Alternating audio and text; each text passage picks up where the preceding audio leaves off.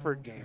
He's like, you can see that one or two things at different points in time, instead of a record coming into today's game of 3-5, 2-4 in the OK Red, it could very easily be 7-1 and 5-1 in the OK Red. Oh, absolutely. I think it started with that Hudsonville loss. It kind of took a little bit of the wind out of their sails and losing that ball game at the end of the game. And you're right. Otherwise, all the other games, the numbers might not reflect it, but they were pretty close. Even like last week's game against Caledonia, we lost 21-0. But that was A game. it was a game. That was the whole time, and it was just they had their chances, they had their opportunities, and it just didn't happen. Couldn't agree with you more. Now let's talk a little bit about the opponent here today, Doc. We're taking on the Panthers of West Ottawa. Now they are coming off back-to-back wins, 27-7 over Hudsonville and 38 zip last week at home versus Grand Haven. And this is also a team that one of their losses was an OT loss at Jenison, 21-18.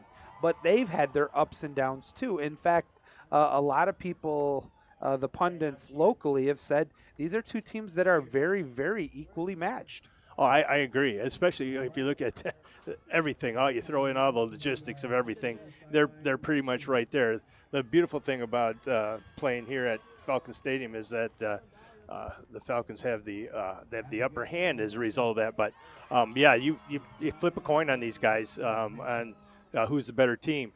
But the other thing is with the momentum that West Ottawa has, the Panthers have coming into this game, that doesn't hurt them either. So I would probably say it's pretty much a draw, a flip of the coin. Well, one thing I want to talk about right away here today, Doc, and this is real important to me because it's really weighed heavily on me since last week. I want to take a quick opportunity to make an apology to the family of Drew Burton.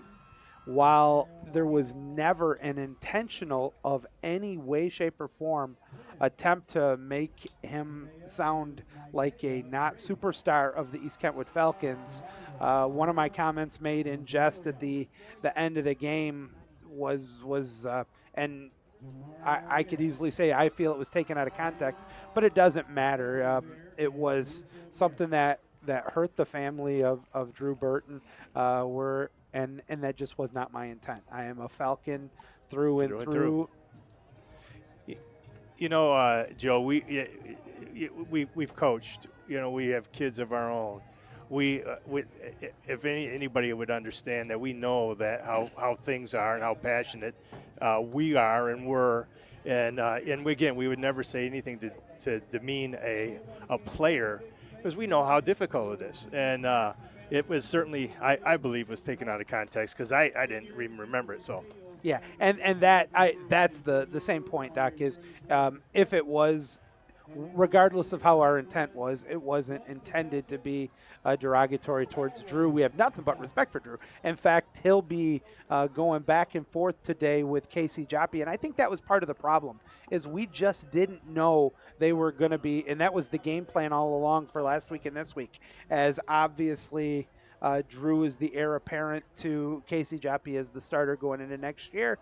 Coach Kimbrough reiterated to me today that they 100% believe that he is going to be a superstar for us next year, and I have no reason to doubt it. So this is the last I'm going to say of it, but if I in any way, and if you are listening, the family of Drew Burton, I am truly sorry for any comments that was made that was not intended to be derogatory. So with that, Doc, we're going to quickly send it out. Chase is going to get our first couple of spots out of the way. But before we go to that first ad, we want to remind everybody that Doc and I are going to be looking for the Car Care Center hit of the game throughout the game. And anytime there's a big hit, Stellan Bowman, the senior for the Falcons, is always going to be a candidate for the Car Center hit of the game. We'll be giving it out at the end of the game. We'll be back in 2:22. Keep it here on MichiganSportsRadio.com.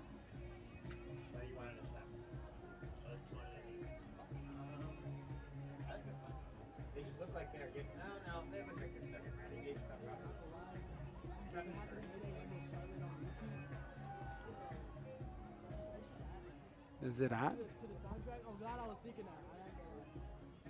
You didn't hit cut.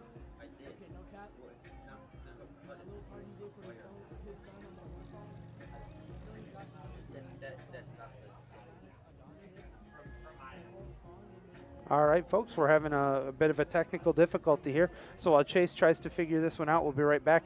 I just want to remind everybody that our game today is sponsored by Family Fare, and the Family Fare tailgate special is fresh, all natural, boneless pork New York chops. Buy one, get one free. And I tell you what, I guarantee you, Dr. Mitt is going to be throwing that on the grill this weekend. The Barbie, sir. Yeah. Throw that shrimp on the Barbie. That's right. All right. And indeed it is. And we also want to remind everybody that next fall, Calvin University will be debuting its intercollegiate football program, and practice is already underway. Crazy, they are late in the season of practice. Coach Trent Fig and the Knights. This fall, you can catch MichiganSportsRadio.com's coverage of the Knights' countdown to kickoff with the debut of Fig on Football. It's a monthly coaches show. You can also watch Calvin Hockey on MichiganSportsRadio.com. With that, we'll be right back in 2 minutes. Did it delete because we closed it? Stupid programs. It was probably, let's see, whose fault was it? It was Malachi's.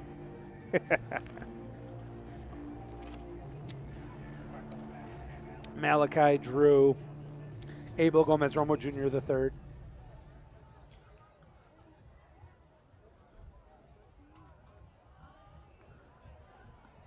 Bubs, we're going to go straight into the second commercial, too. Okay.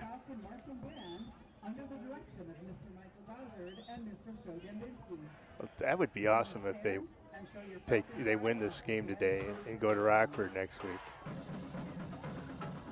It'd be pretty cool. I mean, it's gratifying because think about it. You get a chance for redemption. Right. You know, normally you need the guaranteed 5 wins, and even that never used to be a guarantee. You need to have 6 wins to be guaranteed. Yeah, but I mean, just like you say, just the chance. Hey, you know what? Everybody thinks we're out of it. We're here, and we get an opportunity to be a spoiler, and that's fun. And all it takes is just one game. One game.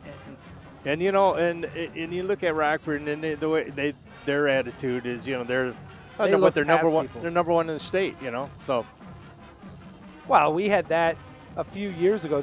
Granted, it was a different sport, but it was girls basketball, number 1 in the state against an unranked Byron. No, was it Byron Center or was it Caledonia?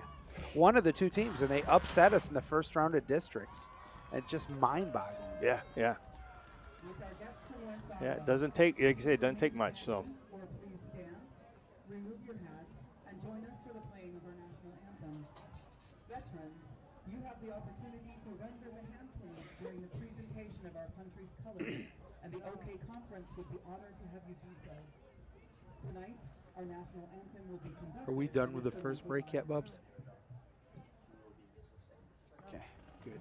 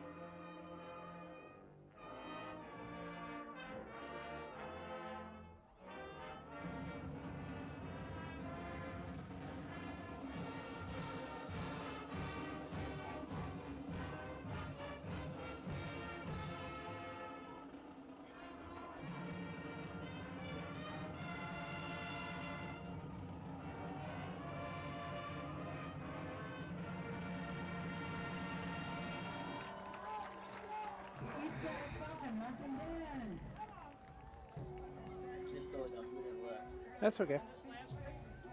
That's good, actually. Perfect.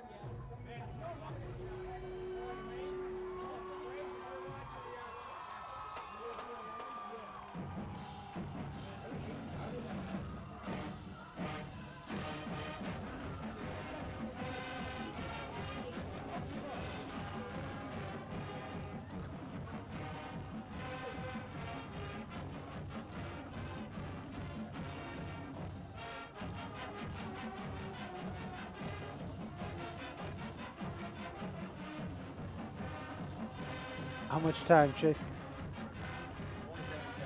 All right. We should be good there. Yep, we are.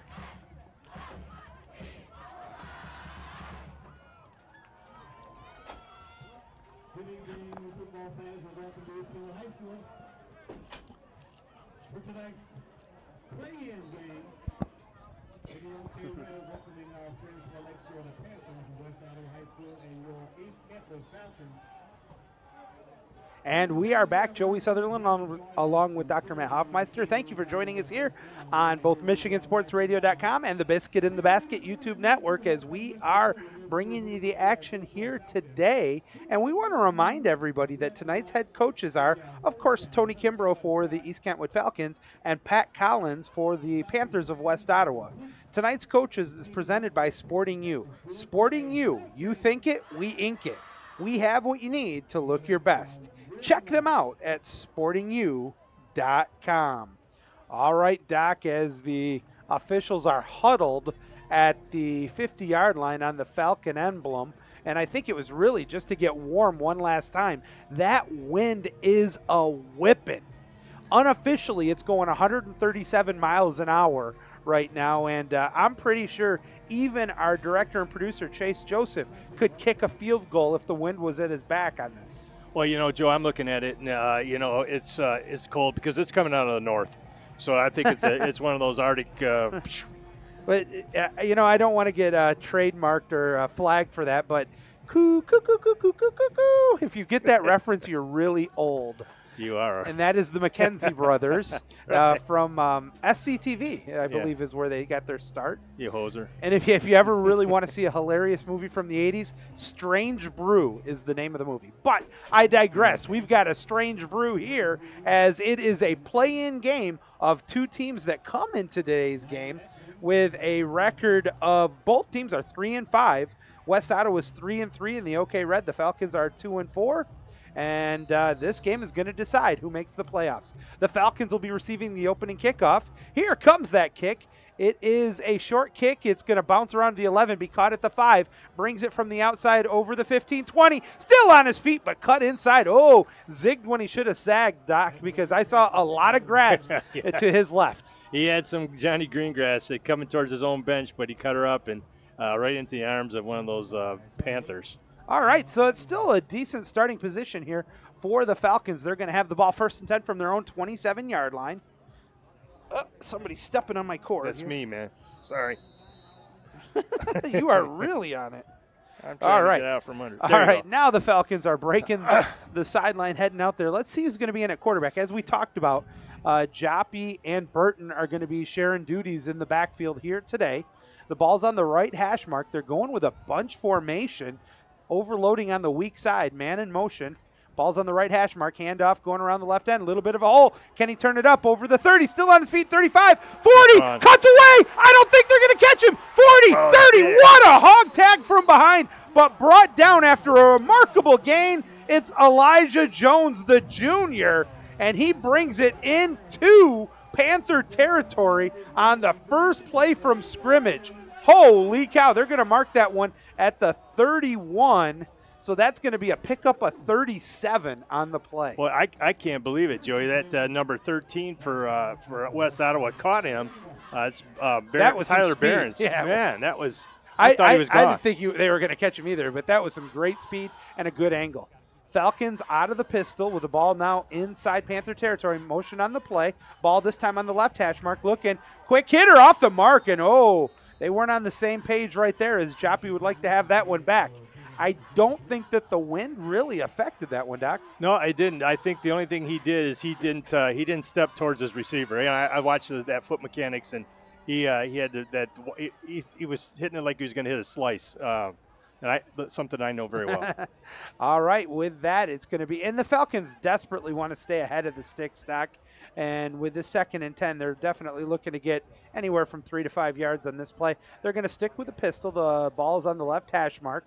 2 receivers on the strong side of the field. An extra fullback is in – I beg your pardon, an extra tight end is in there. It's going to be a toss around the right side, a little bit of a hole. Inside the 30, still on his feet, 20, 15. That's going to be a first down on a fine run there. and a pickup of 16 on the play, and it's going to be 1st and 10 for the Falcons. Is that Kanda? Is that who made that Was nice that run? LSA? Let me see. I'm trying to see who's coming back in right now as he's coming to the huddle. Is what? Yes, there's a flag there. Oh, there is a hanky on the field. Let's see what it is. maybe And they're walking backwards. It's never good. And it's going to be holding on East Kentwood. Let's see where the holding came from, because it was not behind the line of scrimmage. So the 10 yards will get marked off from where it happened. So instead of 1st and 10 from the 15, it's going to be 2nd and 14. We're going to call it 13 and a half from the 35. Oh, that's a stinger there. Yeah, what a nice run, too. What a nice run. Did you see the hold, Doc? I did not. And I don't doubt it. There was a lot of bodies there. there. They had to cut. He cut up right in front of that. So I'm sure that it was something that couldn't be missed. As we said, it's a replay of 2nd down. This time we got quadruple receivers on the weak side. They fire it that way, tried to get a wide receiver screen. Nothing happening, and he's going to lose yards on the play. A quick pitch and catch to Edmonds. They're giving it but they gave him a pretty charitable mark to the 36, so a loss of a half yard. But now, Doc, it's going to be a legitimate 3rd and 15, and I think the bubble from my conversation is still there where I said the Falcons desperately want to stay ahead of the sticks. Yeah, absolutely. We'll have to see what they can do now. They're and West Ottawa's defensive secondary is one that makes most of their tackles anyway. So this is tough team to run against. 3rd and 15, quadruple receivers on the strong side of the field. Ball's on the left hash mark. Play clock down to 9. Looks over the defense, drops back to pass, has time, looking, throws underneath, inside the 30, inside the 20. He got the first down. Good googly moogly. A nice pitch and catch that time. It's to Edmonds, and this time he said, I don't think so. I see 1st down, and he gets it right back where the holding negated everything. It'll be 1st and 10 for the Falcons. The first time today we get to really hear our public address announcer, Mr. Malik Baker, say another Falcon 1st down, which it is at the 15. Yeah, what a nice run. When he caught that ball, he turned up and he put her in another gear, buddy. And what was really cool, very similar to the Detroit Lions, the wide receivers had to get some good blocks in there. Absolutely. Everybody's got to play. 1st and 10 here for the Falcons, sticking with a pistol. It's going to be a handoff, tries to go between the tackles, not much there. Great penetration by the D-line for the Panthers, and it's actually going to be about a loss of a half a yard on the play. Ooh. Every time somebody comes into this booth, you can feel that wind whipping. It's chilly out and there. I look at everybody in here wearing sweatshirts and 7 or 8 shirts underneath. I do too, don't get me wrong. I'm just saying, even with that, it was still chilly. And we're lucky. We're inside the press box. Yeah, last couple weeks we're very lucky. Oh, yeah, with the rain last week. 2nd down and goodness. 11. And here we go again, Doc. The Falcons have converted 2 big plays, but they do not want to be behind the sticks here. This time, no runner in the backfield with the quarterback. He drops back, looks, quick pitch and catch. Did he catch it? Yeah, he did. So that's going to be a pickup of about 5.5 yards. I don't know how Gordon was able to get his hands underneath that one, but he did, and now it's going to be a little bit more manageable, 3rd and a long 5. Well, I'd like to say that, that pass is right where he had to throw that. It has to be low so only the receiver can get it. Otherwise, that's pick 6 territory. So all right, nice pass. Big 3rd down coming up here for East Kentwood. Joppy gets the sign. Play clock is at 15. Joining him in the backfield is Jones. He looks, rolls, pressure's coming. He's going to have to he is able to get away from it, throws it, but that was a desperation throw, and he just couldn't get enough on it. It's going to be 4th down. Interesting, with that wicked wind, you're kicking into the teeth of that swirling wind. Are they going to bring out the kicking team? It looks like it. All right, interesting. There you see Ryan Moore heading out to the field, the senior kicker. You're going to be attempting what looks like it's going to be in the neighborhood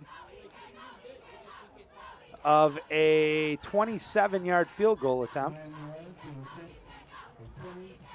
The ball will be on the left hash mark. The wind is right in his face. Looking for the first points of the game.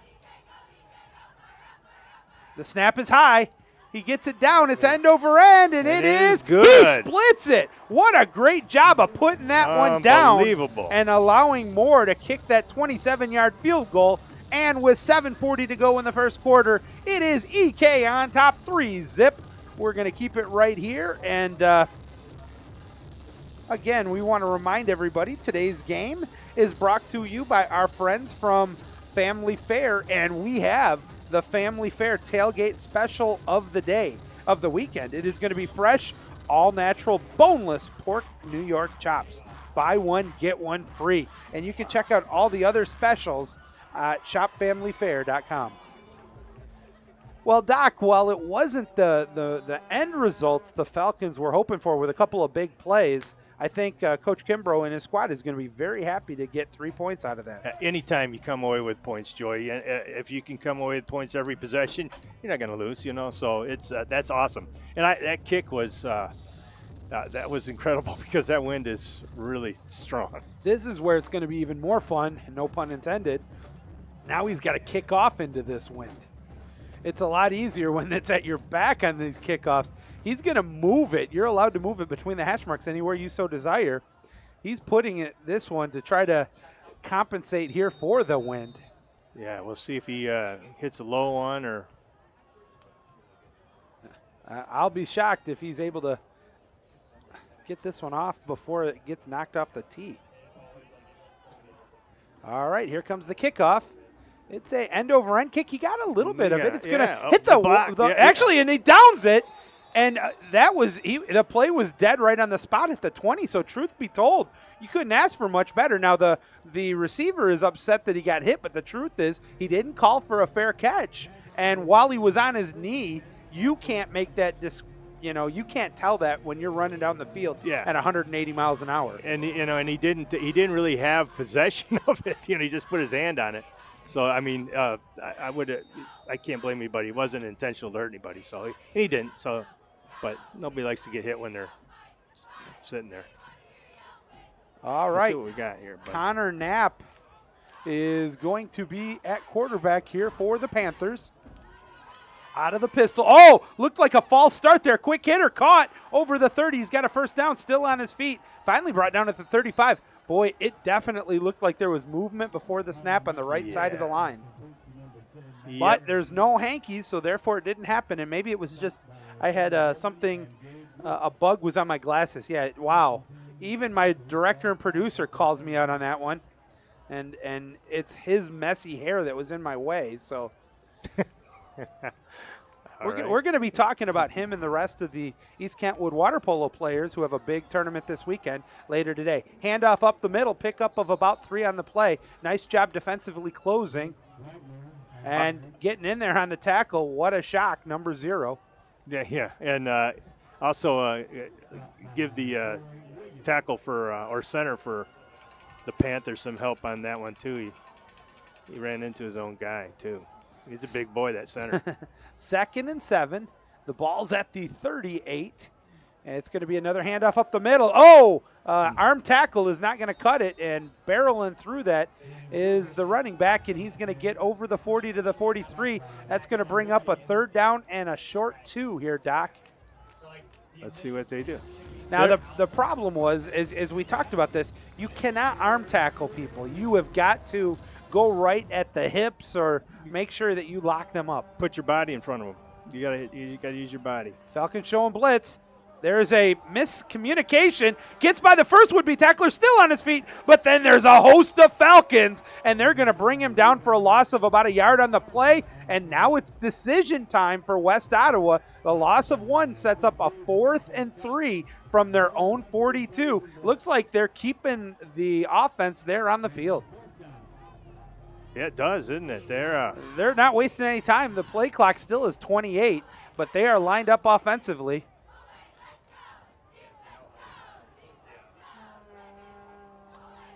Oh, and they got him to jump. Jeez. And that's going to be a free first down, and not happy about that. He knew it was a faux pas there. Dead ball encroachment on East Kentwood, 5-yard penalty, and that'll be enough to move the sticks for a Panther first down. Oh, that one stings. It does. but nobody feels worse than he does. No, for you young guys, you know, you just got a defensive line. You just got to watch that ball.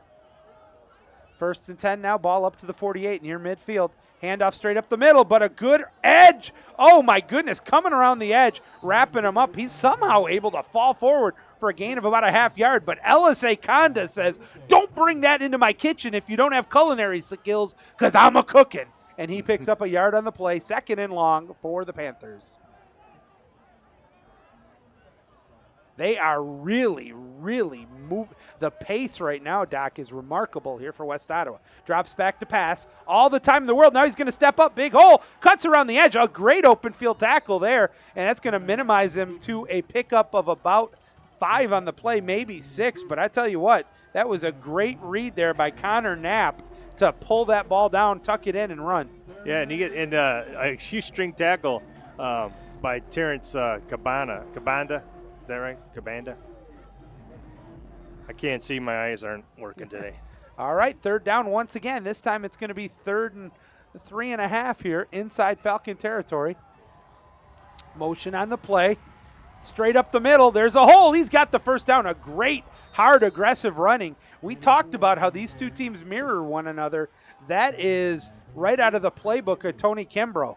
Absolutely. You want your line to be aggressive and tough and bully the defensive line. And they did. They ran right between the tackles and picked up the 1st down to the 42. 1st down. Looking over real quickly is Knapp. Joining Knapp in the backfield is Caden Forbes. He's their workhorse. He's the one that's usually carries the whole load for them on offense. Taking some time off the play clock here. Handoff straight up the middle. Tries to get around the right tackle. And he's still going to, they gave him a very charitable mark inside the 40 to the 38. Pickup of about 4 with about 3.5 minutes to go here in the 1st quarter. I tell you, they're some of those guys look like they're getting off the ball just a little quicker. Well, I said on the first play, and I'm going to let it go from there, but it did look like they're getting ahead of the snap. Changing the play at the line here. 2nd and 6 out of the pistol. Motion late on the play. There was movement again. It's a jet sweep. Tries to get around.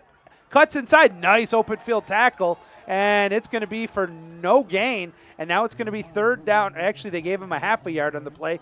3rd down and 5 in the last 2.5 minutes here of the 1st quarter. Falcons on top 3-zip if you just joined us. This is maybe the fastest 1st quarter we've had in about 9 years, as we're only about 13 minutes past 7 o'clock here, and we're nearing the end of the 1st quarter. Adjustment here for West Ottawa. Big 3rd down coming up, 3rd and long. Here it comes. Tries to go up the middle. Cut down. Brought down after a modest gain of 2. And here we go. Just like the 4th down we had earlier in this drive, it's going to be 4th and about 2.5 from the 35. And there is no question that they're going to be going forward on this one, Doc. Because, absolutely. And they waste no time. Their tempo is up. Okay. They got the play. Falcons are waiting for the snap. Now looking over. Still 20 seconds on the play clock as the game clock's down to 1:51. Still looking over at the sideline. They're taking some time off the clock here. Here comes the snap. Drops back to pass. Looking. Rolls. Pressure comes late. He's got a lot of grass on the other side. He's going to try to make the 1st down. He does. Inside the 30 to the 27. And really, truthfully, it was great coverage by the Falcons, but there was nobody who's called spying on the quarterback. Yeah, you got to have a linebacker whose job it is to keep a tight eye on a mobile quarterback. Absolutely. You have to have somebody, either that or that outside linebacker defensive end guy's got to stay there. There was a jump offside by the Falcons, but there was no movement on the play, so they did not blow the whistle. Play will continue here.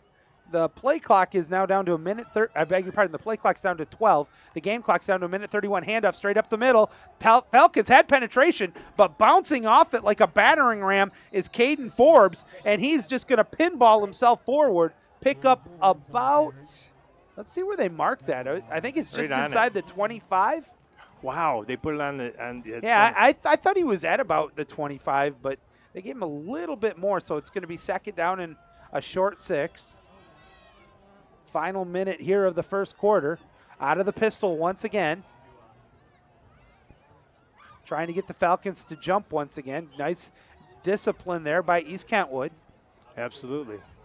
Now he's got the definitive play. Look for them to hand the ball off to Forbes once again. Barking out signals. Here it comes. Handoff up. No, he pulls it back. Throws it deep. Conda's on him. Is there any hankies? No. No laundry. Great defensive coverage there by LSA Conda. I am a firm believer that there is nothing athletically that LSA Conda can't do. He is my version of a high school Superman. He's just a workman. He just goes about his business, but he does it with passion. It's really cool. All right, here we go. Third down and a long 5. 40 seconds to go now. They're going to bring in an extra back here. So it's a traditional shotgun with running backs on both sides. Look for some kind of counter. And there was good penetration, but he got by the first would-be tackler, and he's going to be near the first down, and he got the first down. So a good job there. Doc, that's kind of a throwback out of the shotgun to an old counter tray. To our old stuff, yeah, Yep. Exactly. But who would have thunk? Because they looked like they had him bottled up, but he does run well, doesn't he? If you don't get those hips and plow through him, he's gonna bounce off you. Yeah, he is all that the stats say he is. Final 14 seconds here. Will they get one more playoff here in the first quarter? They trail by 3. Trying to go around the left end. And actually was running downhill, but a good job by the right defensive end to get off the block and bring him down after a modest gain on what will be the final play of the first quarter. At the end of 1, East Kentwood on top 3-0. We're going to step out real quick for break number 3. We'll be back in 60 seconds. Keep it here on MichiganSportsRadio.com.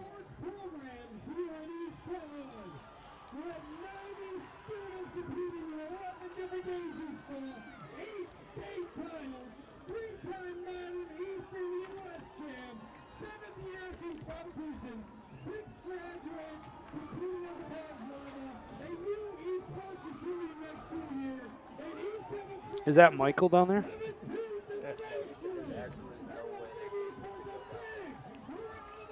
That's awful. That he wouldn't go down there if he's part of esports.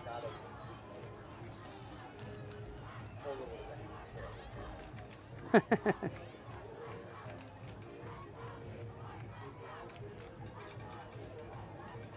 much time we got, Bubs? About like 10 seconds. Awesome. I like. No, we're good.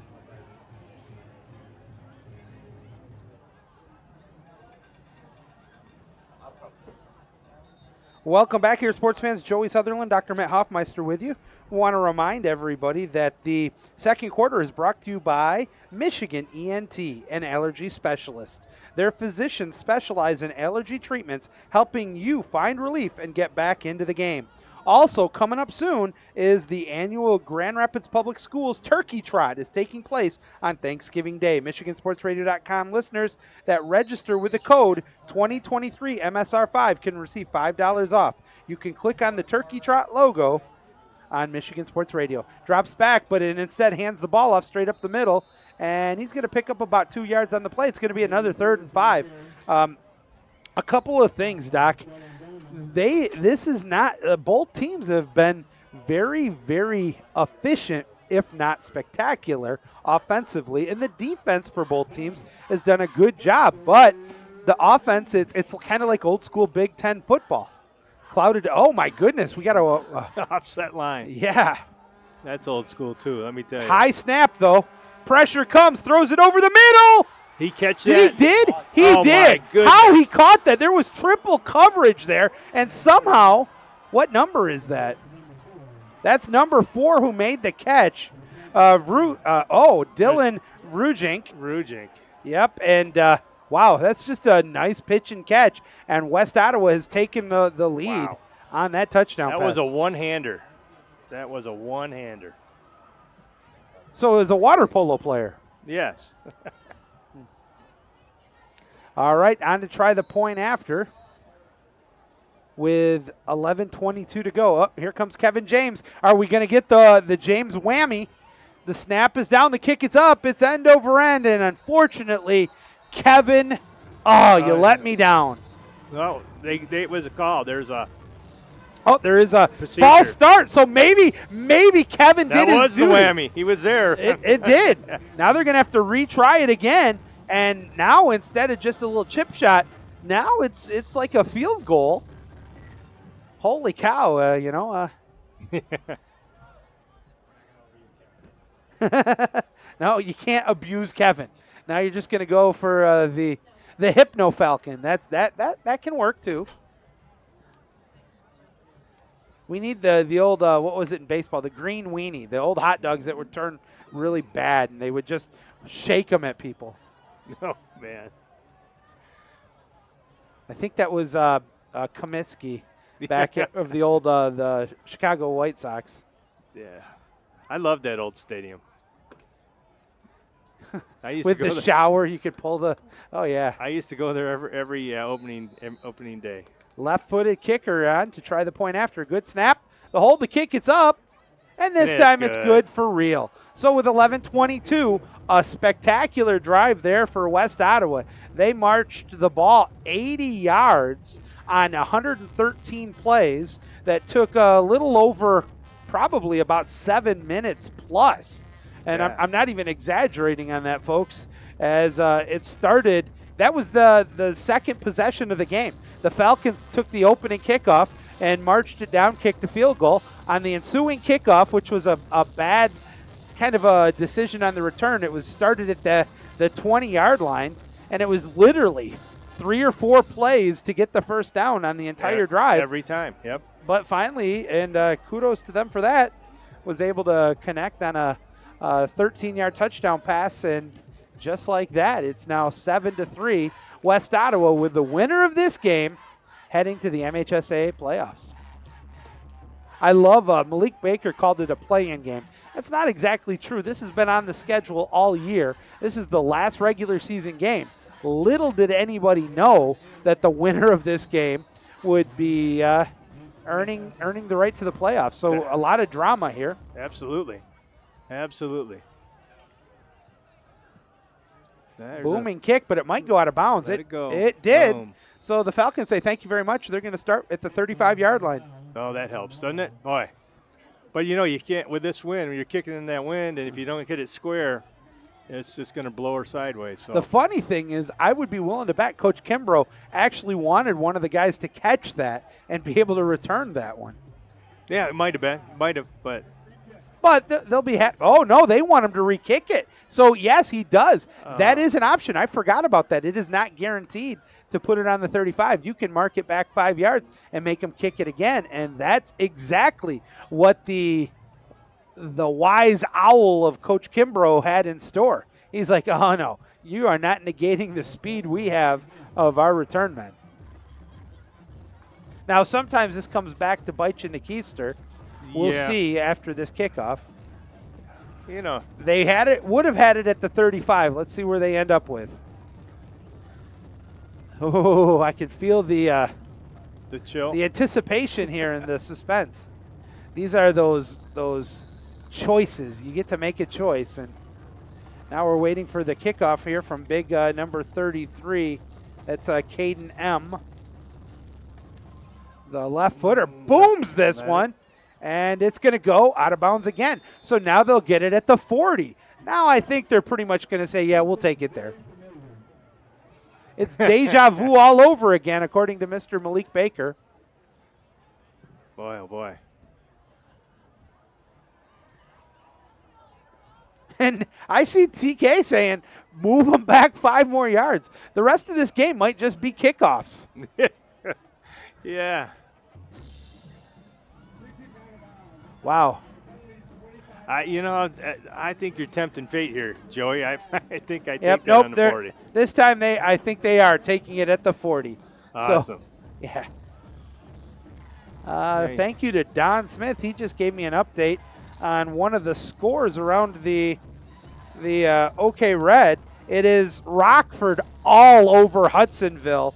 28 zip at the end of the first quarter. So a nail biter there. Yeah, boy, oh boy. Falcons have it 1st and 10 from the 40. They're going to start out in the pistol here with the ball on the left hash mark going left to right on your dial. Motion on the play. Changes direction. Handoff up the middle. Might it be a hold? No flag yet. Over the 45 to about the 46. That's good running between the tackles there. Yeah, that wasn't a hold, Joey. He was helping that guy up. All right. That was pretty cool. Was that Jones running? I'm still trying to. You know. Yeah, I think it was. So they're going to mark the ball at the 46. 2nd and 4 for the Falcons with 10:54 to go in the half. They trail 7-3 on the last game of the regular season. To my left is Dr. Matt Hoffmeister. I'm Joey Sutherland. Chase Joseph is our director and producer. Motion on the play. Fakes the handoff. Drops back. Has time. Looking. Goes down the middle. Nice. Caught inside Panther territory. Nifty pitch and catch. Guess who made the catch? That was Shamar White, the senior wide receiver with good hands. Plucks it out of the air. Goes out of bounds at around the West Ottawa 39-yard line. So it will be now on the negative side of the field for East Kentwood. Nice drive starting. And that was a perfect pass. Didn't look to see who's still in at quarterback. I think it's still Joppy. It's Joppy, yeah. Yep. I'll tell you what, in true quarterback form, he had a lot of green grass he could have run, but he threw it right on. That was a dart. I give him props on that one. Motion on the play. Going to be an inside handoff, trying to get around the left end. Downfield running inside the 30, near the first down. Oh, he got a rotten mark. They're going to mark him at the 31. Boy, I thought he was at the 30, maybe the 29. But it's going to be 2nd down and short. We're going to call it 2nd and 2. Nice drive here by East Kentwood, answering the remarkable drive by West Ottawa. Yeah, they're just coming right at it. And I think that, the West Ottawa's plan there to go with the hurry-up offense really work to their advantage. I think East Kentwood could take a page out of that too right now. Motion on the play. Drops back. Looks. Now he's thinking about, instead he throws it, catches it inside the 15 down to the 12. Guess who? Was that back to number 4? Once Yeah, again, it is. Shamar White with a 2nd. That was an identical play there, folks. Obviously, they saw something with that because it's just a little Pitch kind of and catch, a drag play, Yep. if you will. We used to call it a woggle. Yeah. But a nice pattern, and obviously he's got more speed than that defender. So.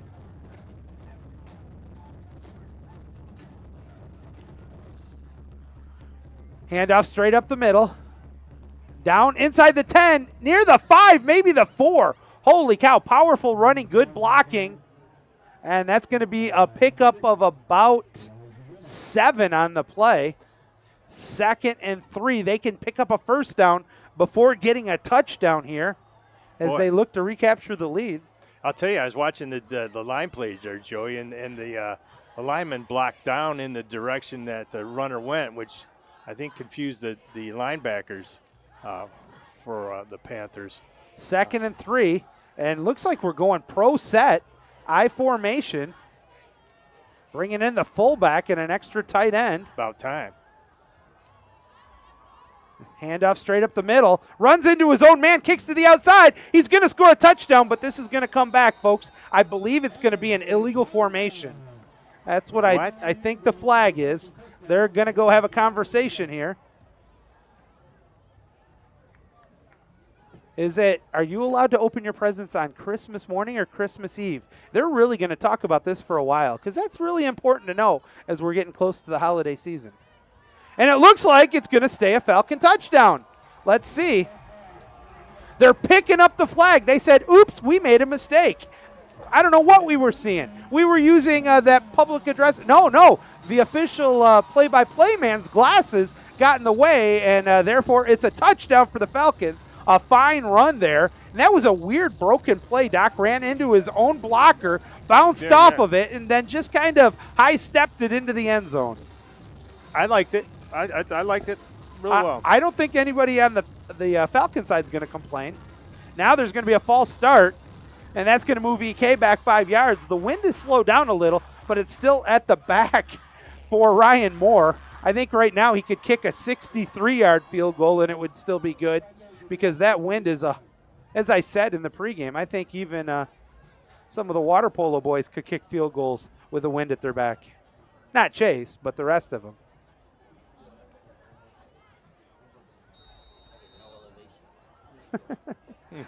All right, it's now officially a PAT of 25 yards in the middle of the field. Pro shot. They're saying he jumped or he moved again. No flag yet. Good snap. Kick is blocked. He can run it. Nope, not in high school. It's dead sorry. right away. So the missed field goal now makes things interesting. The Falcons' lead is 9-7, and we're going to step out. Chase, can you find ad number? We're going to go, 4. We'll take a 1-minute break. We'll be right back. Keep it here on MichiganSportsRadio.com. Who scored that? Jones. Jones. Oh, do you have the Jones thing? Who?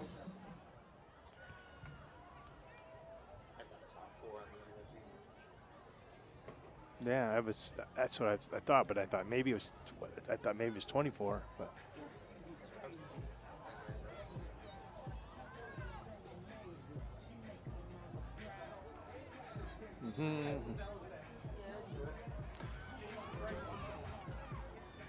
That's why we got him here, Joe.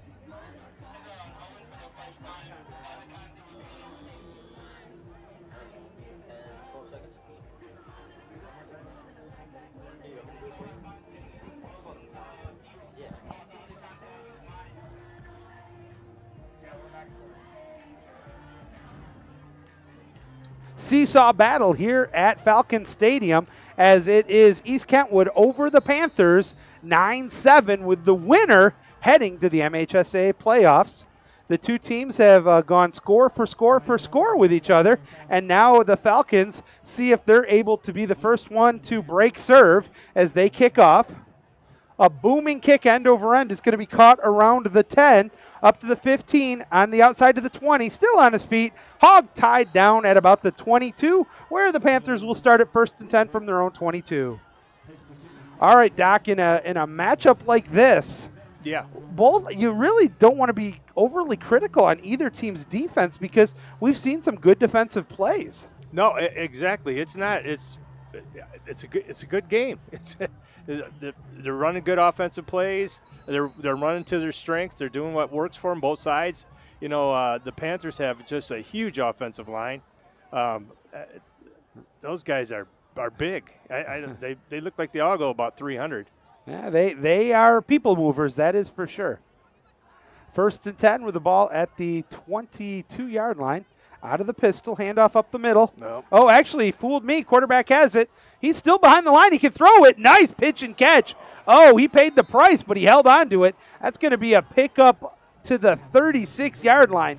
He waited, held the line, didn't cross it, and made a nice pitch and catch for a first down. That was an awesome fake as he rolled to his bench. And like you said, he was patient, and he waited for his receiver to break beyond the defender because the defender came up to make that tackle on the quarterback. Absolutely wasn't a scripted play. That was a broken play. Oh, another offside. Nope, they didn't call it. So nice job there by the Falcons of not causing a false start and able to continue the ball, to play. boys. Come on now. Here we go. Play clock down to 6. They're still looking over. Now they're going to have to hustle to get this play off. 2 seconds. 1, they didn't make it and got to call a timeout. That is interesting. I'm going to go with that term. Interesting. The coach isn't too happy with that lack of call. Let's take a look at the game clock. We're down to 7:46 to go. While we have a minute, Doc, I was teasing it that I wanted to talk about it, but starting tomorrow morning, it actually started tonight, District 1 and District 2 of the MWPA Water Polo Tournament has begun at East Grand Rapids High School. The Biscuit in the Basket YouTube network will be there tomorrow morning, bright and early. My first game will be the winner of tonight's game between Okemos and Mason doing battle with Rockford. Then the 9:15 game is going to be the winner of East versus East tonight, taking on East Kentwood tomorrow morning at 9:15. East Lansing and EGR doing battle tonight, with the winner facing that number 9 for the Falcons, along with Gabriel Pissarro, Max Nadolski, James Langosh in the goal. They're looking to make a strong run at district this week and regionals next week. You can see it exclusively on Biscuit in the Basket. First down and 10, fakes the handoff, drops back, fires over the middle. Oh, he was gone. He would have been, see ya, wouldn't want to be ya, but he said butterfingers when unable to hold on to the ball, and that cost what would have been a touchdown. Make no mistake about it, folks. In with the wind how that is, and as cold as it is, that's not easy, but he was 2 steps back by both defenders. If he holds on to that one, he's high-stepping into the end zone, doing some kind of weird dance and enjoying it if you're a West Ottawa fan. Instead, it's 2nd and 10. That's where we're at. Back to the pistol. 2 receivers on the strong side, ball in the right hash mark. Looked like the receiver left early again. Mm-hmm. He has time looking. Now he's trying to run. Got by the first would-be tackler. He's going to just throw it away for his own life, as there was Stellan Bowen was going on him. And he said, I've already won 1 car center hit of the game, and your number 10 looks like my next X marks the spot. Unfortunately, or fortunately, it was a really smart play there, Doc, by the quarterback that just – he saw a receiver there. He threw it away wisely. Absolutely. He's looking, waiting for somebody to open up, and then, hey, you know what? I'm not going to get hit. Let me just dump that. Are you a little surprised, Doc, though, that the first 2 plays of this drive, they've gone away from their bread and butter, which is they were running the ball pretty effectively? I am, because look at the horses they got. I'd be running with those guys all day. Now they're back to the pistol, but with trip receivers on the strong side of the field in front of the Falcon bench. Ball in the right hash mark, handoff. Actually, quarterback keeper, he's going to try to run with it, but the Falcons read it, and they wrestle him out of bounds right in front of his own bench. And now it's going to be 4th down and a punting situation. So unless something changes here, the Falcons' defense held serve. And this is not an insult at all to West Ottawa. I'm just really surprised. They were very successful on their opening drive, doing a good job of mixing up the run and the pass. Well, that first pass that was the guy didn't catch. I mean, that was just a little bit behind him, so he had 2 hands on it, but it was like reaching over your shoulder. Had that gone, it'd be a different story. So, that worked. Let's go to stay along that lines, and it only takes a couple of those, and then you're really behind the 8 ball. All right. Well, the punter is out here for the Panthers. Pressure come. He gets blocked and brought down. I don't think that was a fake attempt, Doc. I think they just got through, and it's going to be a negative field here for the Falcons. Wow. You're absolutely right. That was not meant to be that either. He kind of mishandled it but there were 2 Falcons coming right at him. The one thing I wanted to say, and I was about to say it, but the snap came too quick. It only looked like he was about 8 yards back. Yeah. Maybe 9, not your traditional 10, 15 yards back for a punter. Well, maybe he was going to be a fake if he's, he couldn't throw the ball that far. I don't know. I guess we're going to have to spend the rest of our life perplexed whether that was an intended fake punt or just a good punt defense there by the Falcons. Nonetheless, it is 1st and 10 for the Falcons just outside the red zone. They're going to go back to the pistol themselves. Handoff straight up the middle, tries to cut around the right end. A little bit of a hole inside the 20. Cuts inside 15, brought down at the 14. That's going to be a pickup of about 15 and a first down. That was Jones running that time. That was Jones. But absolutely. The touchdown, I do want to make sure, I don't want to get another parent upset at me. That last touchdown was LSA Conda, if I did not clarify that. I thought it was Jones, but the old eyes sometimes play tricks on me. And it was LSA Conda who scored the last touchdown for East Kentwood. So we're down to now 6 minutes to go here in the first half. Ball is at the 15, 1st and 10 for the Falcons in the red zone, looking to increase this 9-7 lead. Motion on the play. Now it looks like setting up for the run, hands it off, tries to get around the left end, good pursuit, still running laterally, cuts inside. He's going to pick up 4 yards, but that was a good job to get that because it was great defense there by West Ottawa. He ran went wide to the left around that end, and he had pursuit on him, and he gave him a little let little hip fake inside, and they bit, so he made that corner as a result. That was a heck of a run. He was hoping it was the old Coach Kimbrough when he played in the CFL. If you had those longer sideline to sideline, because he could have probably picked up another 8 yards. Yep, because he did that little hip fake. The guy bit, and that's a beautiful run. That was just beautiful. Just to pick up a 2 on the play. Now the ball is on the left hash mark. Falcons going left to right here. They're on top by 2, 9-7. Second down and 8 coming up here.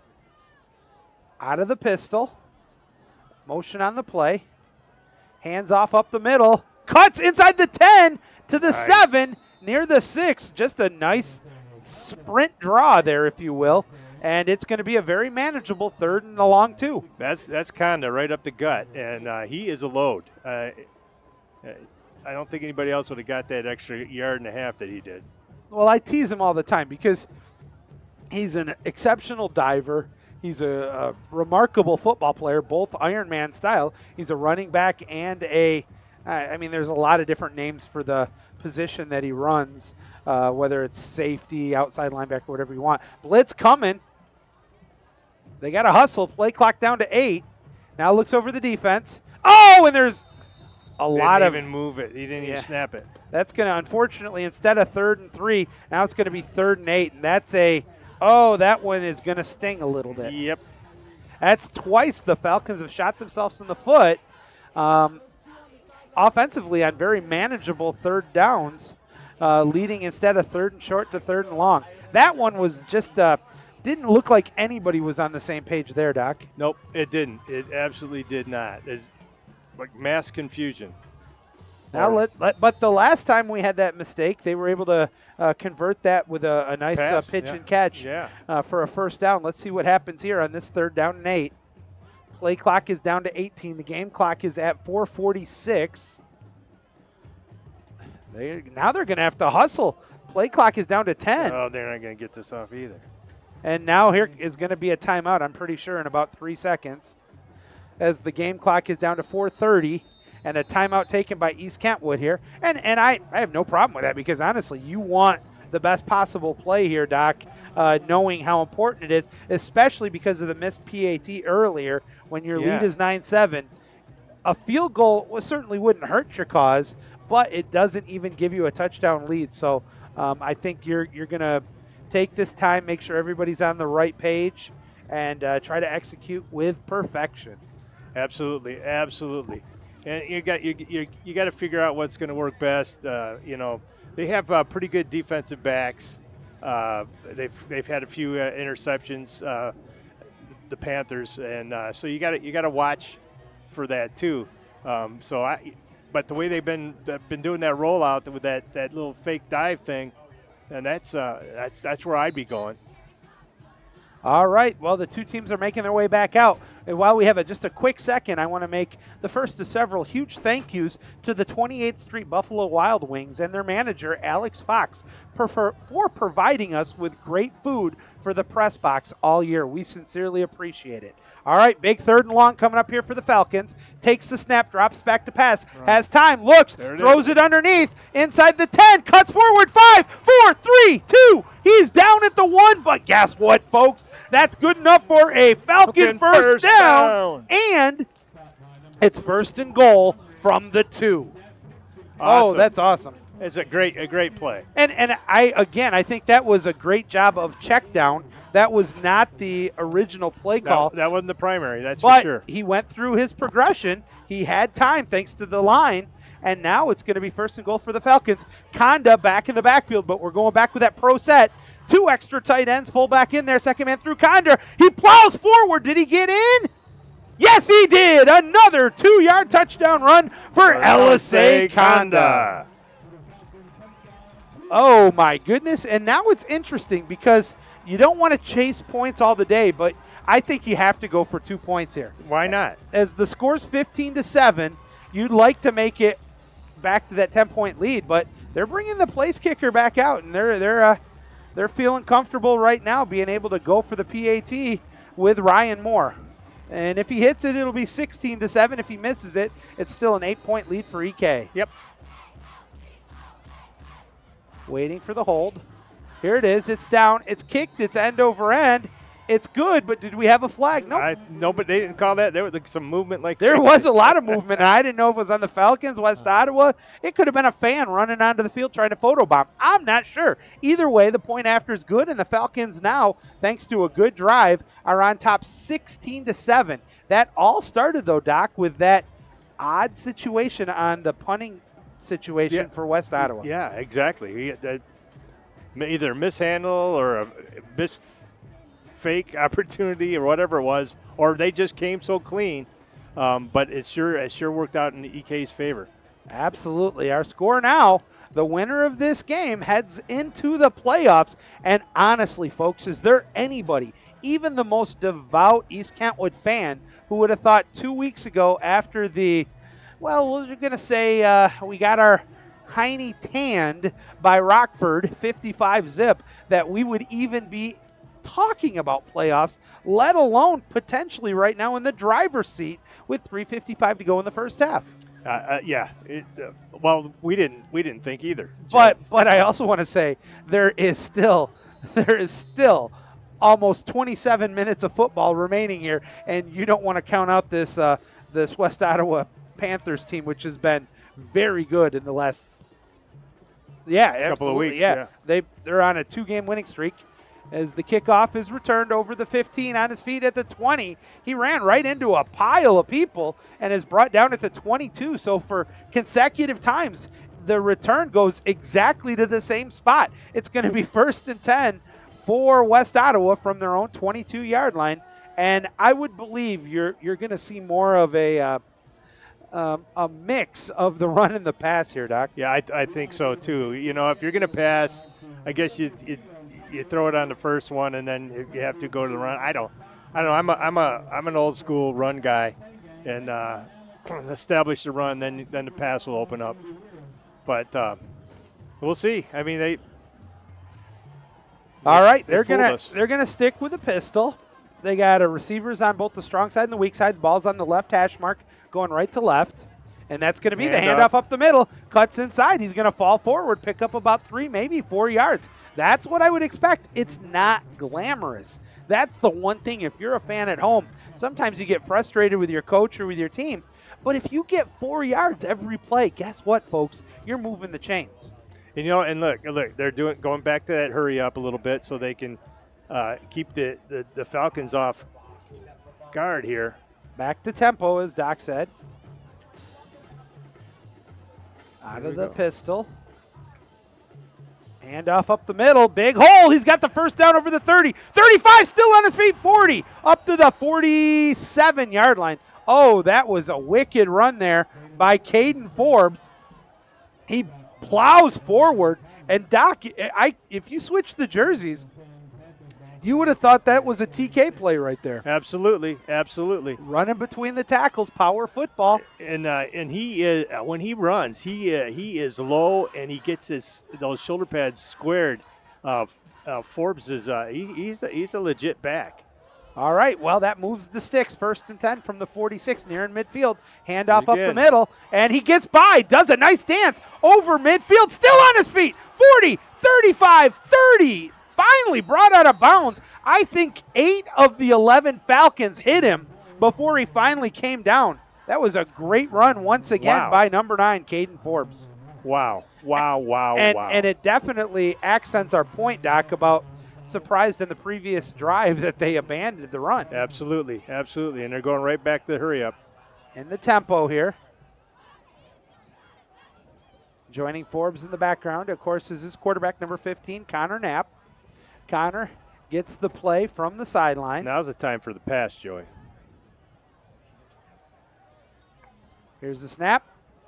And handoff up the middle. He's just going to timber down and still pick up about 2 yards. That's a big, strong, tall back. He was just like a big oak tree, got chopped down, falls forward, picks up 2. 2nd down and 8 as the clock is now down. We're nearing the 2-minute warning, 2 and 12 to go in the first half. Falcons lead is 9. Quarterback out of the pistol.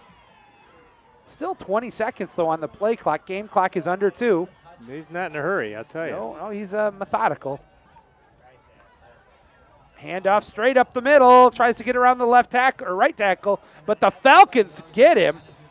Boy, for a second, the way the Falcons were hovering around, I thought the ball had come out, but it was just a modest gain of about a yard. And now it's 3rd and 8 here, Doc, with only a minute 35 to go here.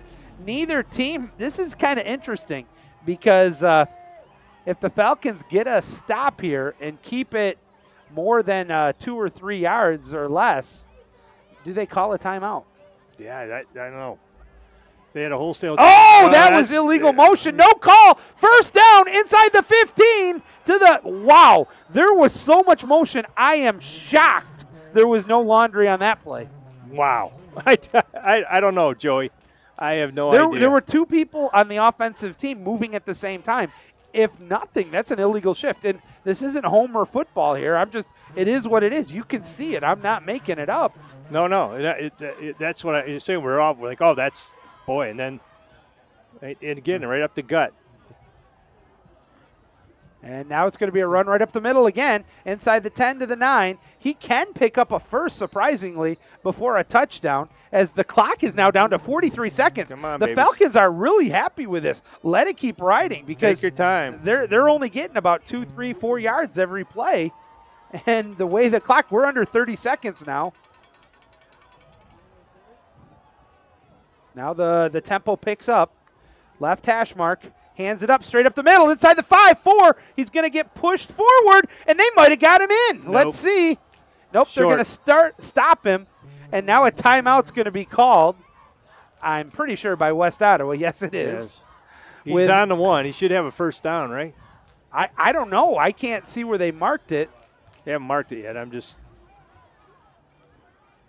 No, they're saying 3rd down. Now they're saying first down.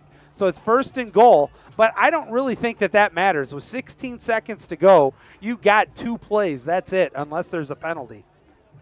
Absolutely. All right, so now, Doc, throw your old coaching hat back on.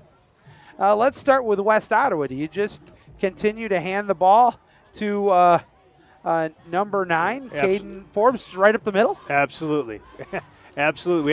We haven't stopped it in the last four runs. So, yeah, that's where I'd go. You got four shots at it, but if you can get that at least 2 plays that way, and all he has to do is fall forward. Interesting, though. You also, the big quarterback, he could do a fake the handoff and then just run behind the fullback or the running back himself up the middle. So this will be an interesting play. Or a rollout. He tried that rollout thing, too, and that may work because we're going to be and that goal line defense jamming in the middle a little bit. So let's see here what the Falcons defense is. No gaps on the offensive line. Here's the snap. They hand the ball off up the middle. Plows forward. I think he's in. No, he's not. They're marking him short with 7 seconds. The clock is running. They better be calling timeout. Did they have a timeout left? Yeah. Wow, this is interesting now. West Ottawa's used the timeout. Is that their last one? That's their last timeout. So they picked up about half of what they needed. Now the ball is probably 3 playing deck cards short of the end zone. Is that end-to-end, though? No, I'm going by the width. Thank you, Don Smith, for another update from Rockford. The game has gotten super close between Rockford now and the Eagles. The Eagles. The score is now 41-0 with 1:39 to go in the half. Yeah. They are on a roll right now, they being the Rockford Rams. They are. This is the best they've played in years. Yeah, and they've already wrapped up last week, which doesn't happen very often. The OK Red, they could have put the JV team out here, lost the game, and still won the Red. Yep. But they have aspirations of something specific. All right, here we go. Now for the Falcons, do they have one more stop in them here? It's actually only 2nd down, but there's 6 seconds left, probably the final play of the half. Now Coach Kimbrough called a timeout before, and it's unfortunate, but a timeout was taken by the Falcons just before the snap. they'll have to put that 2 seconds back on the clock. It'll be still 6 seconds. And now it's EK's opportunity to this is the cat and mouse game. It's a chess match. This is entertaining now. It's two good coaches, two good coaches, yes, but two teams that are on the cusp of being good teams that are duking it out. And remember, it doesn't matter how you get there. You can say you were a playoff team. Absolutely. And in this conference, that is an accomplishment considering the level of talent that you have to play week in, week out. The OK Red is probably on this side of the state the most difficult conference. I don't think there is any other conference in the state like the OK. The Detroit side, they've got a few teams in there, but this conference, we got 3 or 4 teams every year that's high quality, high caliber. All right, here we go. And they want another timeout. Now we have used up all 6 timeouts in the first half. That's not something that you see every day as well. Our score 16-7. Remember when I talked about how fast this game was going and the first quarter took about 8 minutes? Now we're on hour number 2 of the second quarter as it is 16-7. Falcons over West Ottawa. We still have at least one more play here in the first half. Holy guacamole, Batman! This has been entertaining. I'm just wondering what they're going to do different. I mean, if I were the Falcons, they're going to. I try to throw 15 guys out in the field and see if the officials can count that high. That's just me. Yeah. If it works, you're genius. Yeah, exactly. I that one didn't occur to me, but that's a possibility, Joe. I can see that now. All right, here we go. They've got the extra couple of linemen in for the Panthers. Just come with it, man. Falcons are showing blitz. Hands it up. They didn't get it on the first effort. Oh, they pushed him in. And they did. Oh, that was a very, very slow whistle. I thought they had him, but in fairness, his legs were still moving, and he's able to get in the end zone. Was it the quarterback who kept it? No, he handed it off. He helped push him in. I'm pretty sure. What a great job there by West Ottawa. And tip your cap to the Falcons. That was a good defensive effort there. That was great. But, I mean, it's just your offensive line, our defensive line, they battled it out. He didn't get much more than the line to gain, but he did get the line to gain. So it's now 16-13 with a point after coming. There's the snap. The kick is down. It's end over end. It's good. And at the half, it is 16-14. The Falcons with a 2-point lead as the two teams head to the locker room. Doc and I will take a look at what happened in the first half, try to get some scores from around the OK Red. But first, we're going to let Chase have an opportunity to get us caught up on our breaks. We're heading to break number 5. We'll be back in about 3 minutes here on MichiganSportsRadio.com.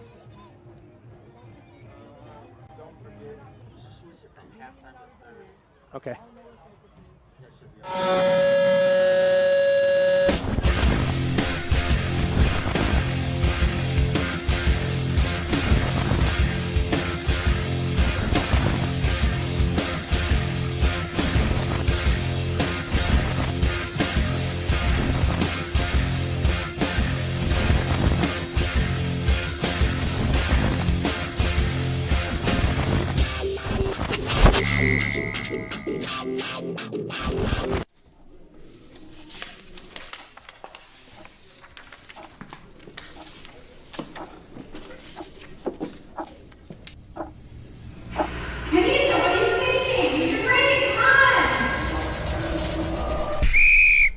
Unsportsmanlike conduct. Parents, 5-yard penalty. Third problem.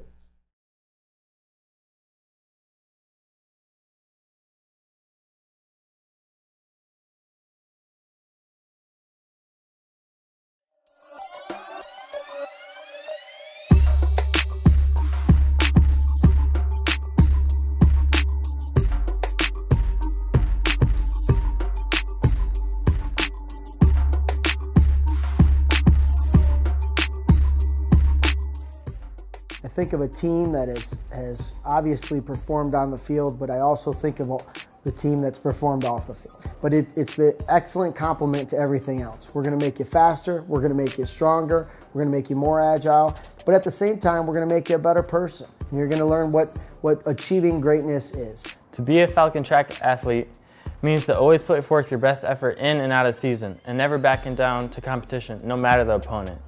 East Kentwood Track and Field has a tradition that's completely unmatched.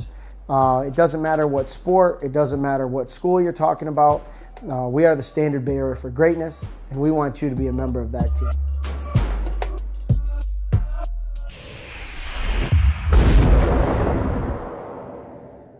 Every year, Pepino donates $4,000 worth of scholarships every year to EK athletes and fine arts students to continue furthering our successes on and off the field and on and off the stage. We wanted to take this moment to thank Pepinos for their continued support of East Kentwood High School athletics and fine arts programs like theaters, band, and more. Thank you, Pepinos. Thank you, Pepinos. Thank you, Pepinos. Thank you, Pepinos.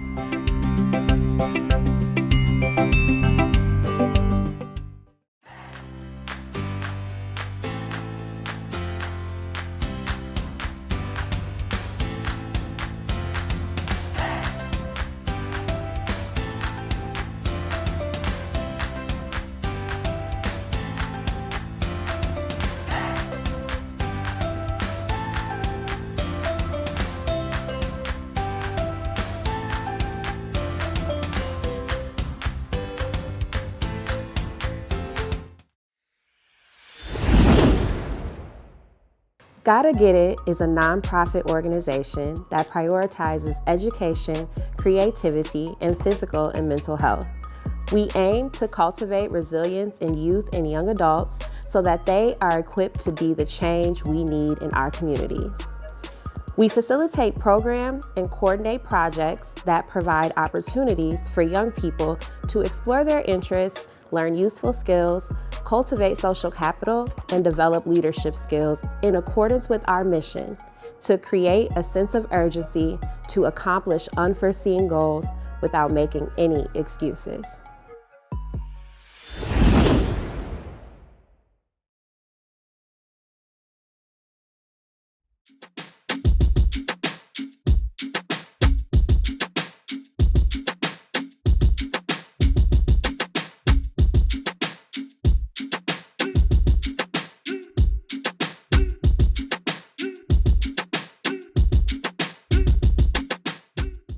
Falcon baseball is it's a huge responsibility for us because we want to emulate what the city of Kentwood is.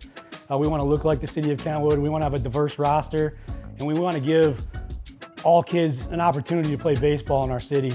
What it means to play baseball for East Kentwood is that we are not competing just against the other team, but also in our own team, just to make each other better. You got to have drive, you got to have power, you got to stay hungry, and you always devour. And then, you got to control the controllables and remember the little things are important.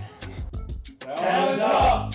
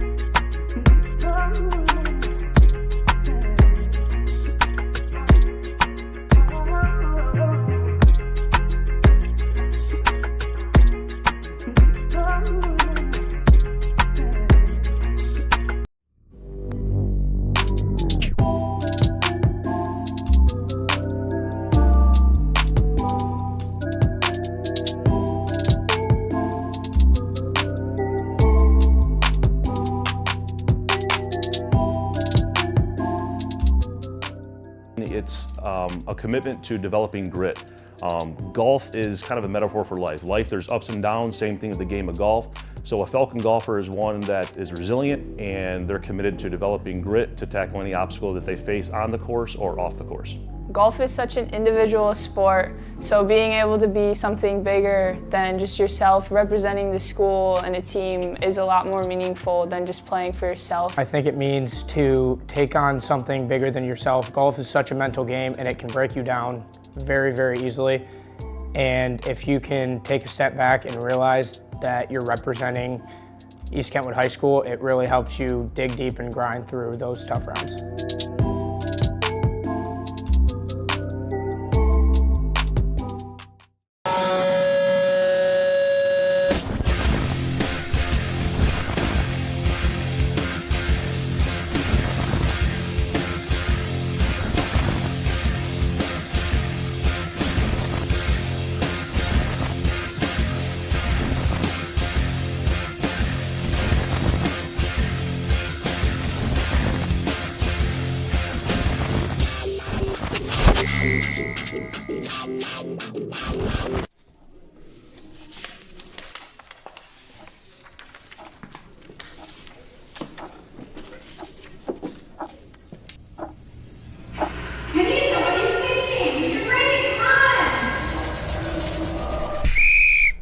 Unsportsmanlike conduct.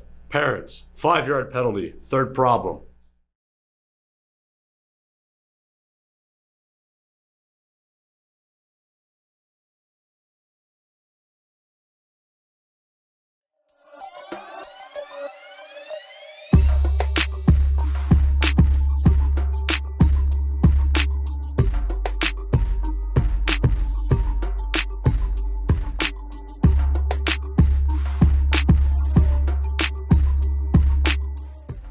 I think of a team that has obviously performed on the field, but I also think of the team that's performed off the field. But it's the excellent complement to everything else. We're gonna make you faster, we're gonna make you stronger, we're gonna make you more agile, but at the same time, we're gonna make you a better person. And you're gonna learn what achieving greatness is.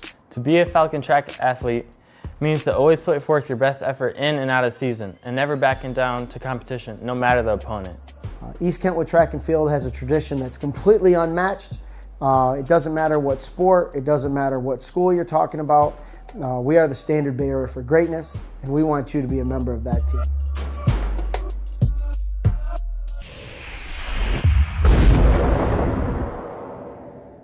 Every year, Pepino donates $4,000 worth of scholarships every year to EK athletes and fine arts students to continue furthering our successes on and off the field and on and off the stage. We wanted to take this moment to thank Pepinos for their continued support of East Kentwood High School athletics and fine arts programs like theaters, band, and more. Thank you, Pepinos.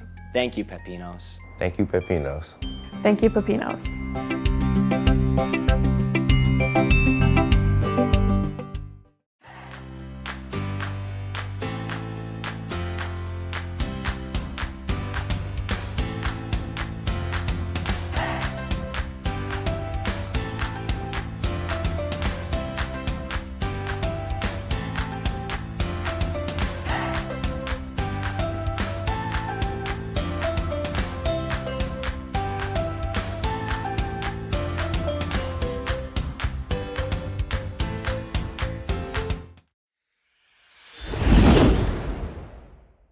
Gotta Get It is a nonprofit organization that prioritizes education, creativity, and physical and mental health.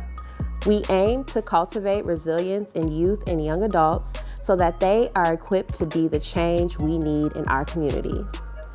We facilitate They're programs. playing their hearts out. Excuse me, but I think the biggest change in that first half was the block punt or fake punt that didn't work or whatever you want to call it. Because that kind of changed the momentum for East Kentwood, so it was pretty good. But otherwise, let me give you a break there, Doc. You get a drink here, swallow. and I'll catch back up here. So it'll give me an opportunity here to. No, that's okay. Again, remind everybody. Besides this game, what are the other big games going around in the OK Red? We've been getting updates on that. Hudsonville, Rockford. Rockford is all over Hudsonville. At the half, it was 41-0. The interesting game right now, this one's at Granville. Jenison is invading Granville, and Grand Haven is at Caledonia. So I'll try to get you a couple of those scores, and if you want, I strongly encourage you to check out MichiganSportsRadio.com. You can get kind of go back and forth between this game and the other games if you're interested and see all the stuff. But I don't know if I'd want to turn the dial on this game because this one is just ridiculous. But as the two teams are back on the field, and before I bring Doc in for the first half scoring reminder, we want to tell you that the third quarter is going to be brought to you by Michigan Hearing Experts. The doctors of audiology use real ear measurements to optimize your hearing aid performances so you don't miss a play. So check out our friends at Michigan Hearing Experts. All right, Doc, as I bring you back in here, why don't you take a look at how the scoring happened? Don't worry about the point afters in the first half. Well, I'll tell you what, East Kentwood got the football start of that half. They took the ball down, and they got stymied there so they had to kick a 27-yard field goal, which was after a penalty. So it gave them the 27-yard field goal, which is 3-0. And then West Ottawa promptly scored right at the beginning of the second quarter on an 18-yard pass to their guy number 4, and it was a beautiful pass right up the middle. Great one-handed catch, if you remember. So that gave them 7. Their point after was obviously good. And then East Kentwood followed up a couple minutes later, about 3-4 minutes later, but with a nice run by number 24, which he had about 5 yards up the gut, but the extra point was blocked. Kind of sets the tone for it. And then in the East Kentwood followed up again with another 2-yard run by Conda for a touchdown and an extra point. West Ottawa just before the end of the half on a 1-yard run, which had him stymied, but the quarterback did a good job of pushing him over the goal line, and so they got their last touchdown. So that made us to have 16-14. So the first quarter, East Kent was the only one to score the 3 points, and then second quarter, East Kentwood scored 13, and then West Ottawa scored 14. So that's how we got to 16-14. But what a whale of a game. I mean, just it's incredible the way they're playing. I think, again, it's not lost on a high schooler the importance of this game. And for some teams, it's you never know how many chances you're going to get in high school football to get into the playoffs. And for both these teams, I think their coaches, and definitely kudos to Pat Collins and Tony Kimbrough for West Ottawa and East Kentwood respectively, of emphasizing that. And I talked again in the pregame, we talked about this, Doc. Coach Kimbrough has never lost belief in these Falcons. He's like, we've had one game we want to forget about, and that was obviously the Rockford game at Rockford. But beyond that, he's like, we have had great practices all year. We've been able to, for the most part, keep a good mindset on where they want to be and what their goals are. It's just a very difficult, as we keep pointing out, schedule, because the OK Red Conference is brutal. You look at this, you got Rockford, who won the conference. They're 8-0 overall, 6-0 in the conference. Granville is 6-2, 5-1 in the OK Red. Caledonia 6-2, 4-2 in the red. Hudsonville 5-3, 3-3. West Ottawa, this is West Ottawa, 3-5 but 3-3. The Falcons 3-5, 2-4. Jenison 2-6, 1-5, and Grand Haven 1-7, 0-6. So obviously there is no week off. Doesn't matter, Joey. You know, you look at the way they play. Hudsonville.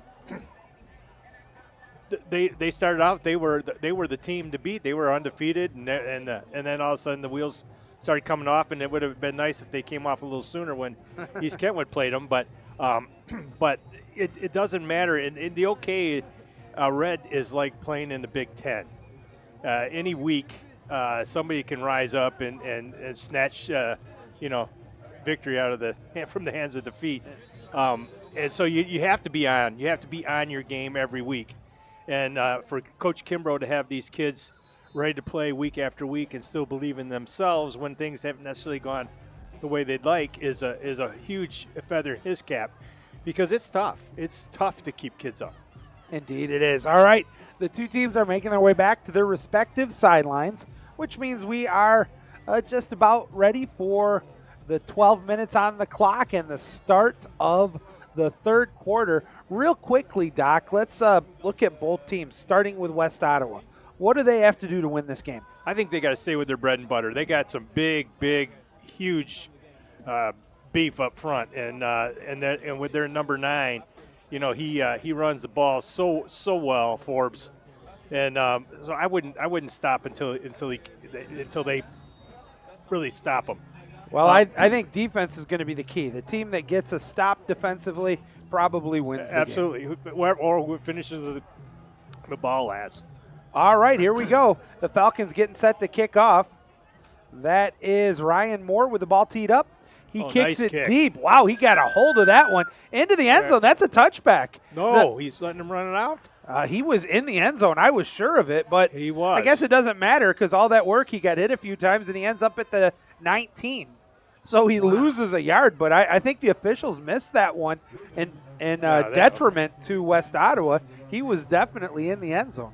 Maybe saying he took possession and his momentum took him in there. But anyway, aren't you in the end zone? End zone is end zone, I thought, in high school. But it doesn't matter. The ball's at the 19. It's only a 1-yard difference, and that's where the Panthers will start here in the third quarter.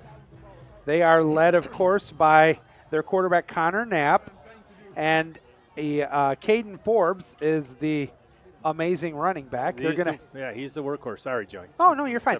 No, it's going to be 1st and 10 from the 19. They're bringing that big offensive line back with them. Wow. Out of the pistol, ball in the right hash mark, going right to left. And it's a handoff straight up the middle. There's a hole. He's over the 25, over to the 30. Got by Conda. 40, 45, 50. Into Falcons territory. 40, 30. And finally forced out of bounds. But that was just an ever so slight hole. I want to see where they're going to mark him here. Looks like they're going to put him on the 40. The 25? Or 25, excuse me. Yeah, and so that's going to be wow, a 56-yard run on the first play of the second. They're at it, and they're in formation. Here they go, right back up the middle, same play. Missed tackles, he's still on his feet, powers forward, near a first down. Here comes a flag late from the referee, so you can almost guarantee that's going to be a holding, and it is. Spot foul, though, right? And it would be, but he threw it where he threw it. I'm thinking he just was slow getting his hanky out. They're marking it just 2 yards into the play, so it's still going to be a pretty big penalty. Yeah, taking back 9 yards from where they were. But yeah, so the penalty happened at the 24, so they're going to bring it back to the 34. It's still going to be first down, but now it's going to be 1st and 19 from the 34. Wow. Falcons are appreciative of that because right there, all the momentum was going West Ottawa, who trails by 2. Out of the pistol, once again, ball still on the right hash mark. Change in the play, still 13 seconds on the play clock. Opening minute of the third quarter. West Ottawa scored just as the first half expired, and they get the ball right back to start here the second half. Oh, drops back to pass, has all the time in the world, throws it deep downfield. Oh, no way. Incomplete. One of the Falcons fell. He tripped over the 4-yard line. The wind is actually stopped, Doc, for the most part. So I was going to blame the wind on that because it definitely looked like Connor Knapp stepped into that throw. It just was just a hair too long. I'll tell you, Joe, I'm watching their offensive linemen, and when they're throwing that pass, those big guys are not getting in their three-point stance. So you're looking at pass plays here, too. A very odd formation once again. That's going to be a swinging gate, but still non-traditional. This was very successful for him last time. Falcons get pressure, but they aren't able to capitalize. A quick pitch catch not a first down, but a big pickup.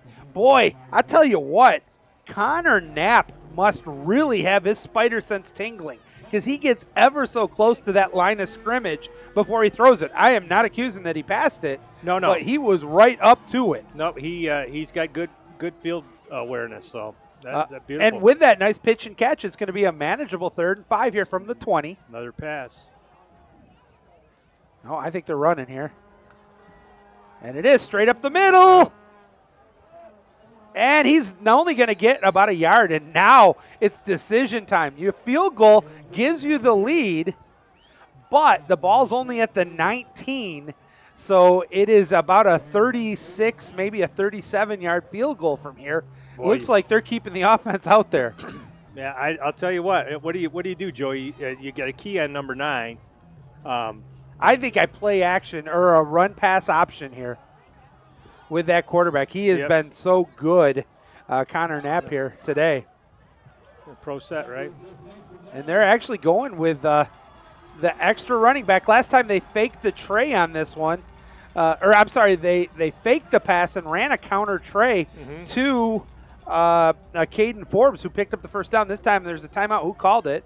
And actually the timeout, as the play clock was winding down, is going to be taken, the first one here. It's interesting, Doc, because that first half, all 6 timeouts were used, but 4 of them were used in the last minute between the two teams. Yeah. Now, on this one, we're not even more than 2 minutes and 3 seconds into the third quarter, and the visitors from West Ottawa have already taken their first timeout. Absolutely, and that's important because the way this game is going, you're going to want to have those towards the end of the game, I think. All right, well, we want to thank you for joining us here on MichiganSportsRadio.com and the Biscuit in the Basket production coverage today of Falcon Athletics as the Panthers are back on the field. The ball is going to be marked at the 19. They have to get completely to the 15 for a first down. Now this is weird. They're running a pistol, but with a fullback to the right of the quarterback. This is a weird situation here. I don't know this play. And it's a quick hitter, wide open, first down, still on his feet, touchdown. Oh, missed tackle. And that was that extra running back brought in. He was able to sneak out, and it was a wheel play, and just a perfect pass there. And that's going to be a 19-yard touchdown. Yards. Yeah, it was exactly because they had to honor number 9. The fake was really hard. Going in the middle like it's always been. He pulled it out, and that extra back did that wheel route. And nifty little gadget play though. For we've seen them pull out all these special plays or crazy plays today has West Ottawa, and they've been successful on them. Here's another for the 2-point conversion, and they fake it. They go the other way with it, but the Falcons weren't fooled. No soup for you, denied as it was a direct snap to Caden Forbes, and it is a failed 2-point conversion, which is really weird because now the Falcons trail 20-16. The 2-point conversion would have still only made it a 6-point game, not 7. So we talked about, and it's a crapshoot. You know, I know there's a formula, and you got the book on when to go for 2, when to go for 1. But I also heard from one of the wisest coaches that I know, or at one point in time, both in the NFL and in college, and that's Jimmy Johnson, and he likes to use the term "don't chase points." Yeah, I think that's a great way of putting it. And you kick the point after. It's still 9.5 minutes to go in the third quarter. There is no reason to force points that you may or may not need, and all you're doing is potentially giving momentum and changing how the game is going to go later. So right. Interesting. We'll see how that plays out. Hey, grab the points while you can. I mean, that's all right. what well, you got. The Falcons with the ball teed up at the 40. Remember, the last time West Ottawa kicked this way, they had issues and problems keeping it in bounds. EK is anxious to get an opportunity at a kickoff return. There's the kick. It's going to bounce at the 9, and it's still going, and it actually made it into the end zone. He waited and waited. That was very interesting, and you got to be careful because it's a live ball. So as the Panthers were getting down there, you have to look, and at some point in time, if that doesn't either go into the end zone or go out of bounds, you are going to be pinned back inside the 5. Absolutely. I'll tell you what, Joey, that ball was bouncing right at the pylon, and at the last second, it took that bounce to the thing. Now the wind is actually going in that direction. Wow. It has completely gone the opposite direction, and it's picking back up again. A bit swirling. Yeah. What's that? All right, Joppy. Is Joppy at quarterback? Is that 12 still? Yeah, I think it is. So the first possession for the Falcons of the second half. They trail, though, now 20-16 after 2 touchdowns on consecutive drives. The half killed the Falcons there. No. Run up the middle, but there's no lane. Pulled down for no gain. I will tell you what. It's as if they read that play. Maybe they're University of Michigan out there, because number seven for West Ottawa shifted to that spot and ran right to where he was getting the ball. It was they saw something at halftime, or it was a bad read by the quarterback and not seeing that they adjusted and switch the gap that you're running to. But he hauled over there. I mean, just like I see it happening. Behind the sticks, though, now are the Falcons here on second down. Second and a long 10. Out of the pistol. Ball is on the left hash mark, going left to right. Drops back, fakes the handoff, has time. Throws it deep. Oh, nice arm, too.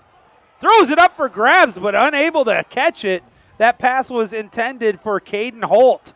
And honestly, that was a fine pass. Hit him in the hands. Decent coverage, but I'm going to say Holt probably should have snagged that one. Yeah. The only thing he did is he could have waited to make his leap. He jumped a little early. And that's, I mean, that at the end of the day, it's a 40-yard pass. That's a bomb. Yeah, so I don't know. I mean, if he makes the catch, it's spectacular, but you're asking a lot of a high school athlete to make that catch in that kind of coverage. Oh, yeah, exactly. He was right on him. 3rd and 11. Blitz coming, sets up for the screen. There's a lot of blockers. First down, still on his feet, 40, 45, midfield, cuts inside 40, wrestled down at the 38, but a huge conversion on 3rd and long by the Falcons. Elijah Jones catches that one out of the backfield, and that was a perfectly designed screen on that one. Yeah, I don't think I've seen the Falcons run a better screen this year. I know.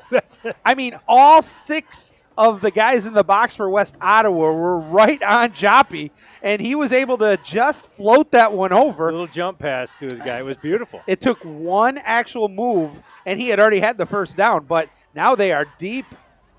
That gain right there was that's huge. Yeah, that's huge. 1st and 10 for the Falcons. Uh-oh. Late substitution, still 8 on the play clock, though. Is that going to be a late? No, they didn't have too many people in the huddle. 3 seconds. Can they get it off in time? Though they do. Handoff straight up the middle. Tries to go around the right end. Cuts to the outside. Still stringing along. Follows forward. And somehow he's going to get to the 35 on that one. Doc, that's a 3.5-yard gain on what looked like nothing was there. Exactly. Exactly. But that's where you're running downhill. When you can get around the edge, and we've talked about this on the Falcons, this time it was for the Falcons, that gap control on the edges is huge. Yeah. You got to set it. You got to set the edge.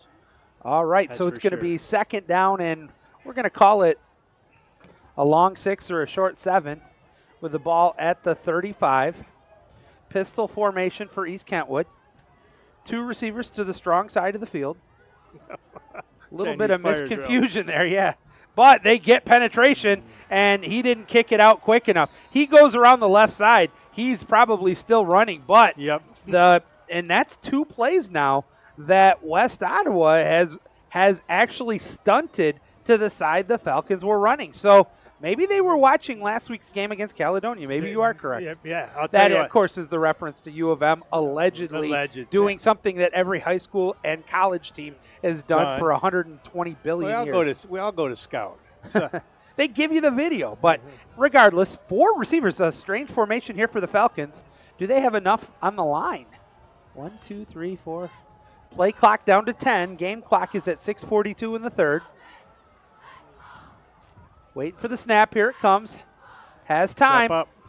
And, there was a lot of pressure. Wow. TK wanted, you can see him, he wanted the interference, but it was close, but I'm okay with a no call on that. Too. Now it's 4th down, and it's not a good punting situation here, so you're probably going to go for it, but these are the tough ones when you're at 4th and a long 7. I don't know, Joe. If you pooch it, you might be able to get it inside the 10. If you hit it too long, you're down to the 20, right? Or no? It's we talked about this. Defense is huge, and the last 2 possessions, which were without a stop, they got the 2 in a row because of halftime. The Falcons need to get some momentum back. Drops back to pass, has time. Pressure comes late. Quick pitch catch. He's close to the 1st down. It's going to depend on the spot. I think he's just short. I think he's right on it. And we're going to wait to see. Falcons think they have, and the official says that's EK first down. Wow. I have never been more excited to hear Malik Baker talk. Wow, that was beautiful. I knew he was right on it, but it was just by the hair on his chinny chin. Absolutely. And West Ottawa huffed and puffed, but they could not blow the man down. Falcons say thank you very much, and you can see the bench for West Ottawa. They're like, why didn't you at least bring the change out and measure? And I think they got a legit gripe on that one, but I'm very happy that the first down took place and the drive will continue. Falcons trail 20-16. They have the ball driving. Motion on the play. Drops back. Has a man wide open. Underthrows him. Catches 5, 4, 3, 2. Oh, baby. Touchdown Falcons. Holy cow. A 29-yard strike. Pitch and catch. Finds White, and he tiptoes and gets pulled down in the end zone. And the Falcons have taken the lead with the PAT pending. 22-20 Falcons. Oh, what a great job there, showing patience, waiting. And I tell you what, that had to be nervous back there because he broke late to get open, but when he did, there was nothing but green grass to his side. And an injured Panther on the play, one of the ones attempting to make the tackle, got rolled over into the end zone. We hope he's okay. Wow. Yeah, what a pass. I mean, like you say, that's a gutsy. It was just beautiful. I get excited and I forget where I'm at. Yeah, we're going to be right back with this injury, folks. Keep it here on MichiganSportsRadio.com. We are going to go to, what commercial is this one? I believe it is number 7 that we are looking for. So let me adjust accordingly. And we will be right back.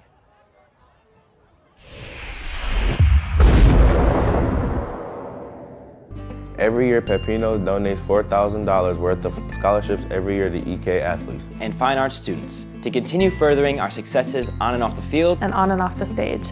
We wanted to take this moment to thank Pepinos for their continued support of East Kentwood High School athletics and fine arts programs like theaters, band, and more. Thank you, Pepinos. Thank you, Pepinos. Thank you, Pepinos.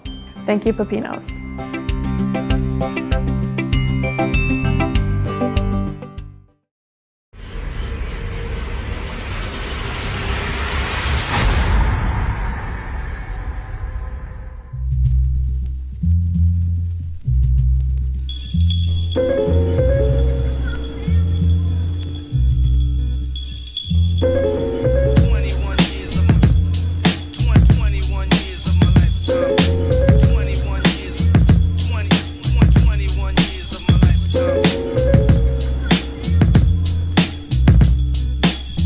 Tag team partner. I'm Joey Sutherland. I want to thank you for joining us here on MichiganSportsRadio.com's coverage of MHSAA football. And while it is a regular season game, the final regular season game, it is nothing but a playoff atmosphere here as West Ottawa and East Kentwood are duking it out to find out who plays in the playoffs. The winner of this game with a losing record is going to enter the playoffs. Right now, with the point after pending, the Falcons are up 22-20. I really still can't tell you what the injury is or who it was for the Panthers. We just certainly, our hearts go out to him and hope everything's okay, but he is gingerly being helped off by a couple of teammates and a trainer. It looks you never like to see that, Doc. Looks like a knee or... The weird part was it was at the end of the play. He had already, for the most part, broke the goal, but you can't tell when you're running on that, and two Panthers tried to take him out, and I think it was a combination of rolling White, but one of the teammates of the hurt players rolled on the injured player, and I think that's where the injury came from, if you will. Yep. All right, now a very important point after here for the Falcons. And now they have the opportunity to make it a 3-point game once again because of the missed 2-point conversion. So out of the hold. It's a bad snap, and now it's a fire drill. And oh my goodness, we just talked about how bad it can sting you when West Ottawa went for 2 points and missed out. Now the Falcons with their second missed PAT of the game. And now it's 22-20. And oh my goodness gracious. These are the ones, I mean, you're happy you still have the lead and you are up by, 2 points, but it would have been much, much better to be up by 3. A little bit more of a cushion. It's just, those are the kind of things that give us our hoary heads, Joe. I guess that's the case. All right, we're still, though, at 5:42 to go in the third quarter. 22-20, East Kentwood on top. I am seeing if I can get some other scores for you here.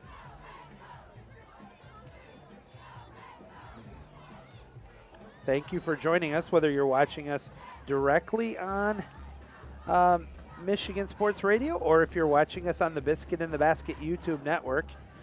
Either way, we sincerely appreciate you watching and hope you're enjoying today's broadcast. All right, the two teams are back on the field. The Falcons are getting set to kick off into the wind, which has switched again. Now it's back to his back again here from this kickoff. Not even 5 minutes ago, it was in his teeth. Now he kicks it deep, end over end. It's going to be caught at the 7. Up the 10, 15, 20, still on his feet, 25, tries to get around the edge, and he's going to be brought down there right around the 25. A decent return and a nice starting position here for the Panthers, who now trail 22-20. On what has been a true, it's like a yo-yo here. It's just back and forth seesaw battle. This is a great football game, Joey. I tell you, regardless of what the score is, it is just good football. It is, and you love the fact that, we're still a week and a half away from Halloween, but the playoff bug is here, and these two teams, West Ottawa brought a fair amount of fans, and our crowd for senior night is not quite homecoming level, but still pretty impressive considering how cold. First down play, handoff straight up the middle. He's patient, trying to get around the right end. He's going to fight forward to get up to about the 29 to pick up a 3. That's going to bring up second down and 7. With 5:23 to go here in the third. Good. I'll tell you, he is their workhorse. He's an amazing athlete because he's got great power. He's not that fast off the ball, but once he gets in the open field, he goes. Well, the tempo, I thought they were picking up the tempo again, but they didn't. Now they're taking their time. Here we go. Handoff straight up the middle. No, quick hitter. And he's a great job again. They do a good job on whoever it is on these quick, and they're nothing, Doc, but just quick flares. Right. 7-yard curls. But they do a good job of pushing off the first would-be tackler, especially those big, number 10. We don't have the listing of him, but I'm guessing he's 6'3". Yeah, at least.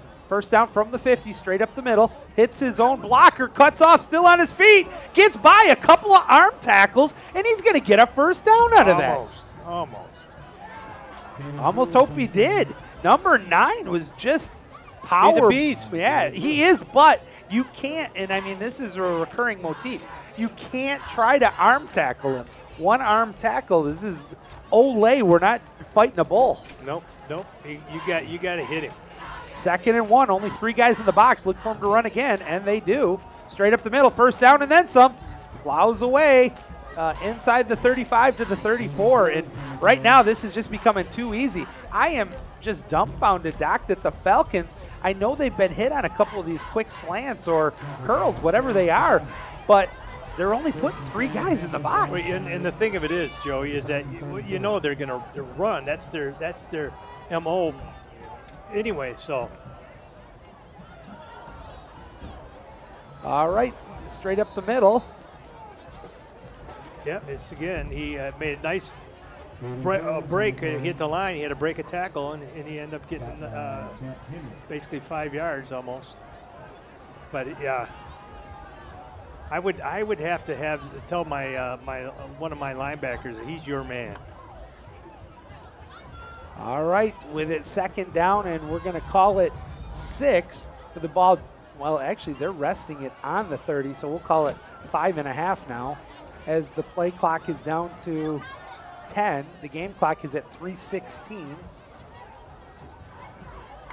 Here's the snap, running right up the middle again, and he bounces away, still on his feet. He's got the first down, and he is actually doing just a remarkable job, Doc, of patience. He gets behind his own blocker, lets him hold his block, and then wait for where the hole develops, and then kicks out to it. Yeah, which is incredible. But that tells me too, Joey, is that the defensive line is not holding their ground, so that he's able to sit there and pick and choose his hole. Well, but I have an issue when it's 3 guys on 5. You're not going to win very Well, that's often. what I'm saying. So they're not holding. I mean, they just don't have the right set for this. Now they put in a 4th guy in there. Play action, quarterback looking, has time. Now time's up, and he gets hit. Throws it short, could have been intercepted. He just got it off as he was being brought down. A nice hit, but a better job there of just getting rid of the ball and not getting it intercepted there. Wow. Yeah, he got wild. I mean, that was you got to tip your cap to the secondary of the Falcons on that one, because they covered tight. They did. And that was the linebacker that came in there. He just said, I'm going, Can't wait for him. 2nd and 10. They brought an extra back in. Oh, and an offsides on the Falcons.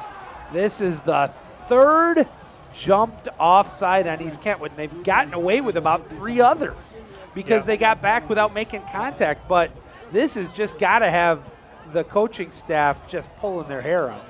They got to. When you're on D and you're a defensive lineman, that ball's right there by your feet. Just take a look. All right. So now instead of 2nd and 10, now it's a more manageable 2nd and 5 ahead of the sticks. Handoff straight up the middle. Got near the first down, and maybe the second effort will get to it. I think he did, in fact. Looks like it. So it'll be to the 12. They're moving the sticks. First down. Conda comes up to make the tackle, but with 2:15 left, West Ottawa trying to recapture the lead in the 3rd quarter. They're just going to continue to feed him. I don't know how many handoffs he's gotten, but he's got to be coming up to over, if he's not over 20 already, Doc, I'll be shocked. I think 20 this quarter. I mean, literally, they've run about 2 or 3 passing plays, but the rest of this quarter has been nothing but handoffs to the same guy. And I would do it too. And he's, I mean, again, we don't get, West Ottawa doesn't provide heights or weights, but he's not a tall guy. He's probably 5'10" and maybe 180 pounds. He was moving early again. Quick hitter touchdown. That's one of 2 plays they have, and it's been effective. The running back draw out of the pistol, or a quick skinny post or slant. But that's going to recapture the lead there for the Panthers with the point after pending. 26-22 is the score. What a game.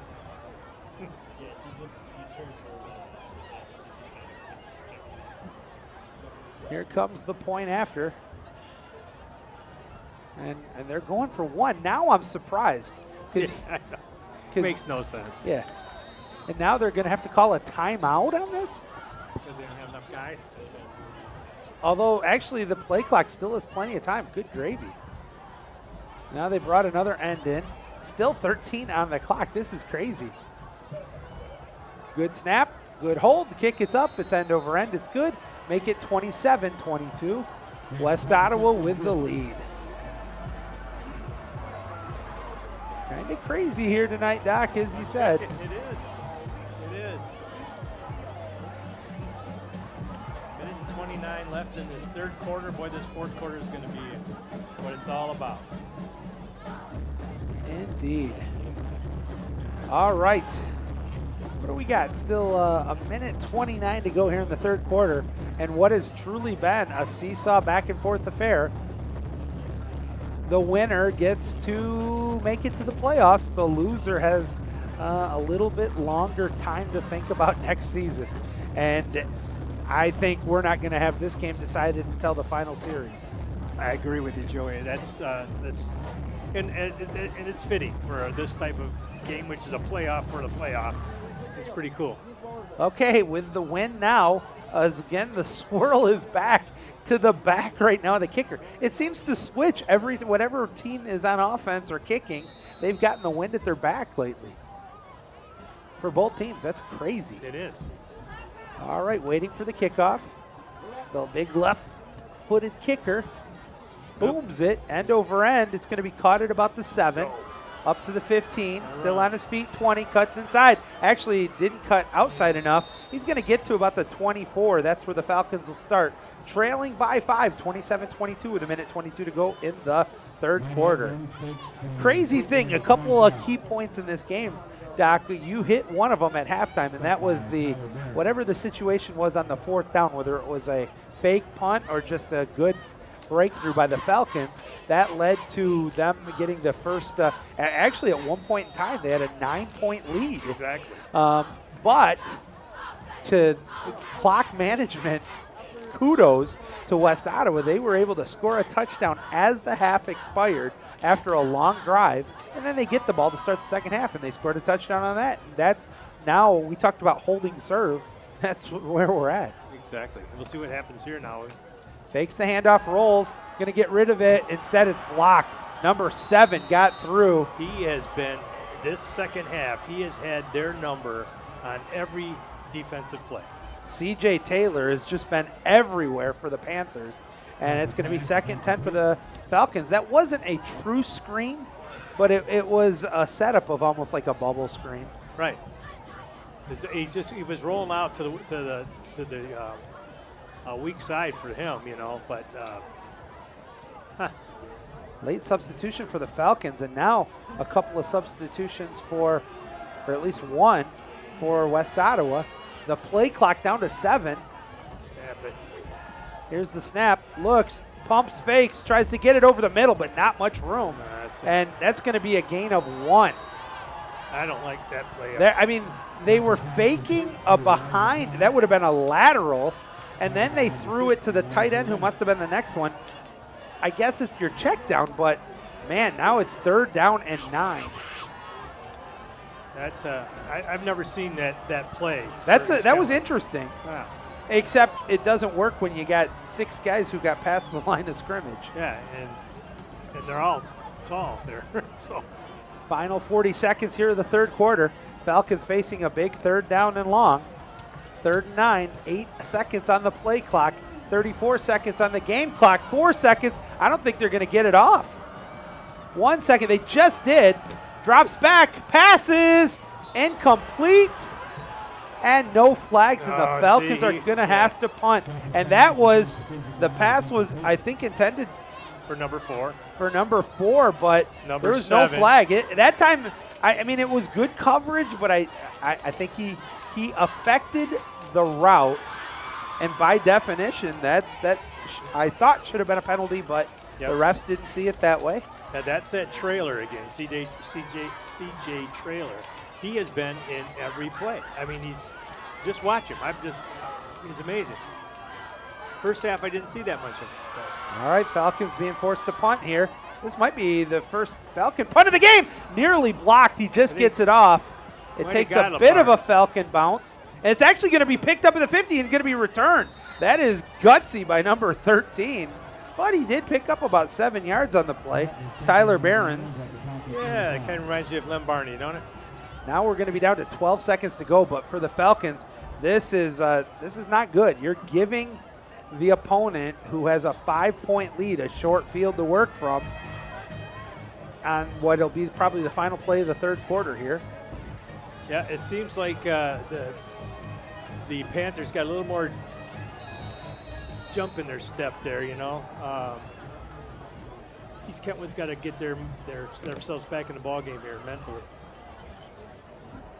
All right, out of the pistol, ball on the 45, man in motion. Snap comes, hands it off, straight up the middle. Cuts around the end, got by one would-be tackler, and that's just it. He has just been so patient. He just waits and waits, and the Falcons don't go after him. He's got an owie now. He's down there. Oh, and that's actually the end of the third quarter. So we're going to step out real quickly. 3 are in the books. Our score, 27-22. West Ottawa with the lead. The winner makes the playoffs. We will be back in 60 seconds. Keep it here on MichiganSportsRadio.com.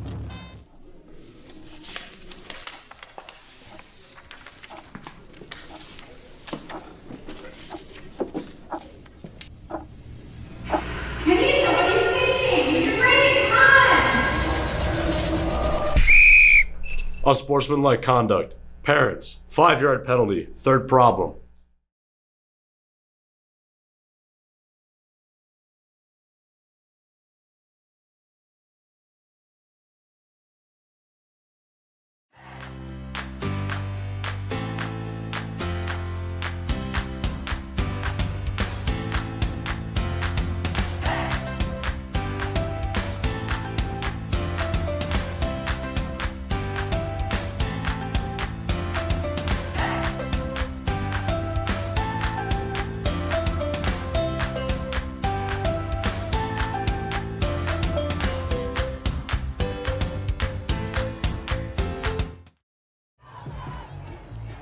All right, sports fans, Joey Sutherland, Dr. Matt Hoffmeister back with you here, the start of the fourth quarter.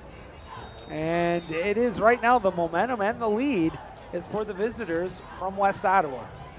2nd down and 4, handoff straight up the middle. Number 2 is in at running back. Not quite the same. He still picks up a yard on that draw play. And it's going to be a very manageable 3rd down and 3 coming up here for West Ottawa. Oop.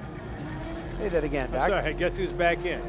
I'm going to guess, and I figured you weren't going to see a lot of missed plays from Caden Forbes. He's run the ball 316 times in this game. Yes, indeed. A 3rd down and a short 3 coming up here for the Panthers. The ball just inside the 39. Big play here for the Falcons. Offset to the shotgun. They hand it off to him, and he's patient, but a good block through, and he's brought down about 1.5 yards short, so he got half of what he needs. But now it's a huge 4th down coming up here. They better be ready here. Here's the problem. We've seen them run it for a 1st down, but we've also seen twice where they've thrown it on a quick, skinny post of some kind. Right. Most not to the wideouts, but to the tight end or the flanker. Right. That flanker is a good term for us. All right, 4th down. Oh, there was movement, but they didn't call it. Waiting. Here comes the snap. Still 4 on the play clock. And they're going to use their 2nd timeout in the opening 1.5 minutes. So now the Panthers, Doc, are down to 1 timeout. All right, well, we're going to step out real quickly. We got a couple of commercials we got to finish up, and we'll be right back. Keep it here on MichiganSportsRadio.com.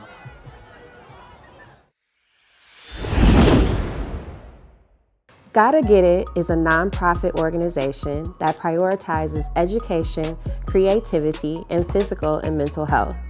We aim to cultivate resilience in youth and young adults so that they are equipped to be the change we need in our communities.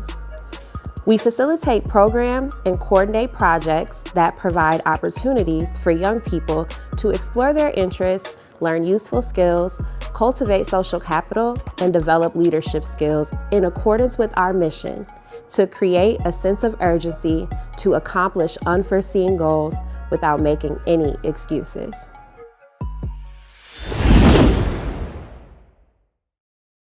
To Falcon Stadium, a big fourth down coming up here for the visitors from West Ottawa. They lead 27-22 with a 4th and 2 with the ball at the 37. They're going to go back to their traditional pistol. Falcons with only 6 guys in the box, and they hand it off straight up the middle, and they bring him down. A huge defensive stop for the Falcons. Oh my goodness. And it wasn't, this is interesting. Number 2. Connor Knapp, he was yelling at the bench as he was walking off the field. I'm not sure if he was upset that, I honestly don't know what he was upset about. Well, they put in a different guy. It wasn't number 9. It was number 2 that carried the ball. Wow. And that's, I think that's what he was upset about. Well, if it ain't broken, you don't fix it. That's Number exactly 9 right. is your horse.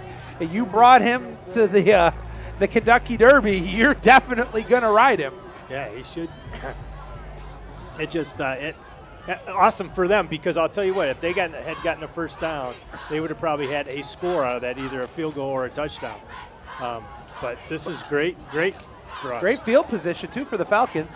Out of the pistol, hands the ball off, but good penetration by the Panthers. Trying to cut up the field, cuts inside, little bit of a hole over the 45. Conda gets to the 47. He gets 8 yards out of what looked like nothing. That's the old Air Supply song from 1981. Out of nothing at all.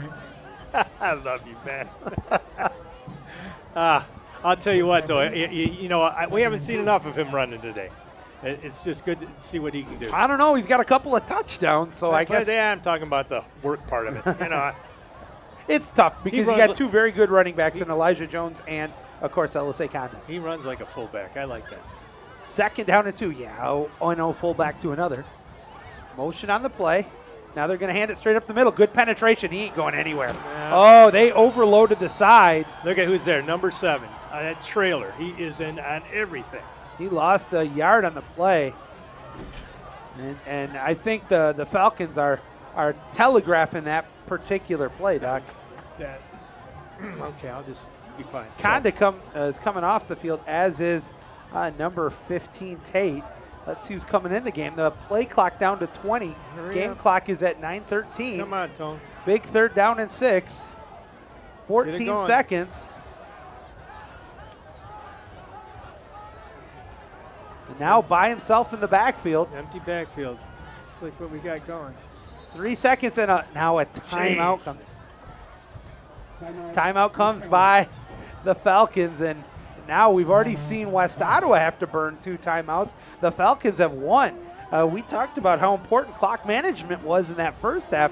Now we're seeing some bad clock management. We'll be right back in just a moment. Keep it here on MichiganSportsRadio.com.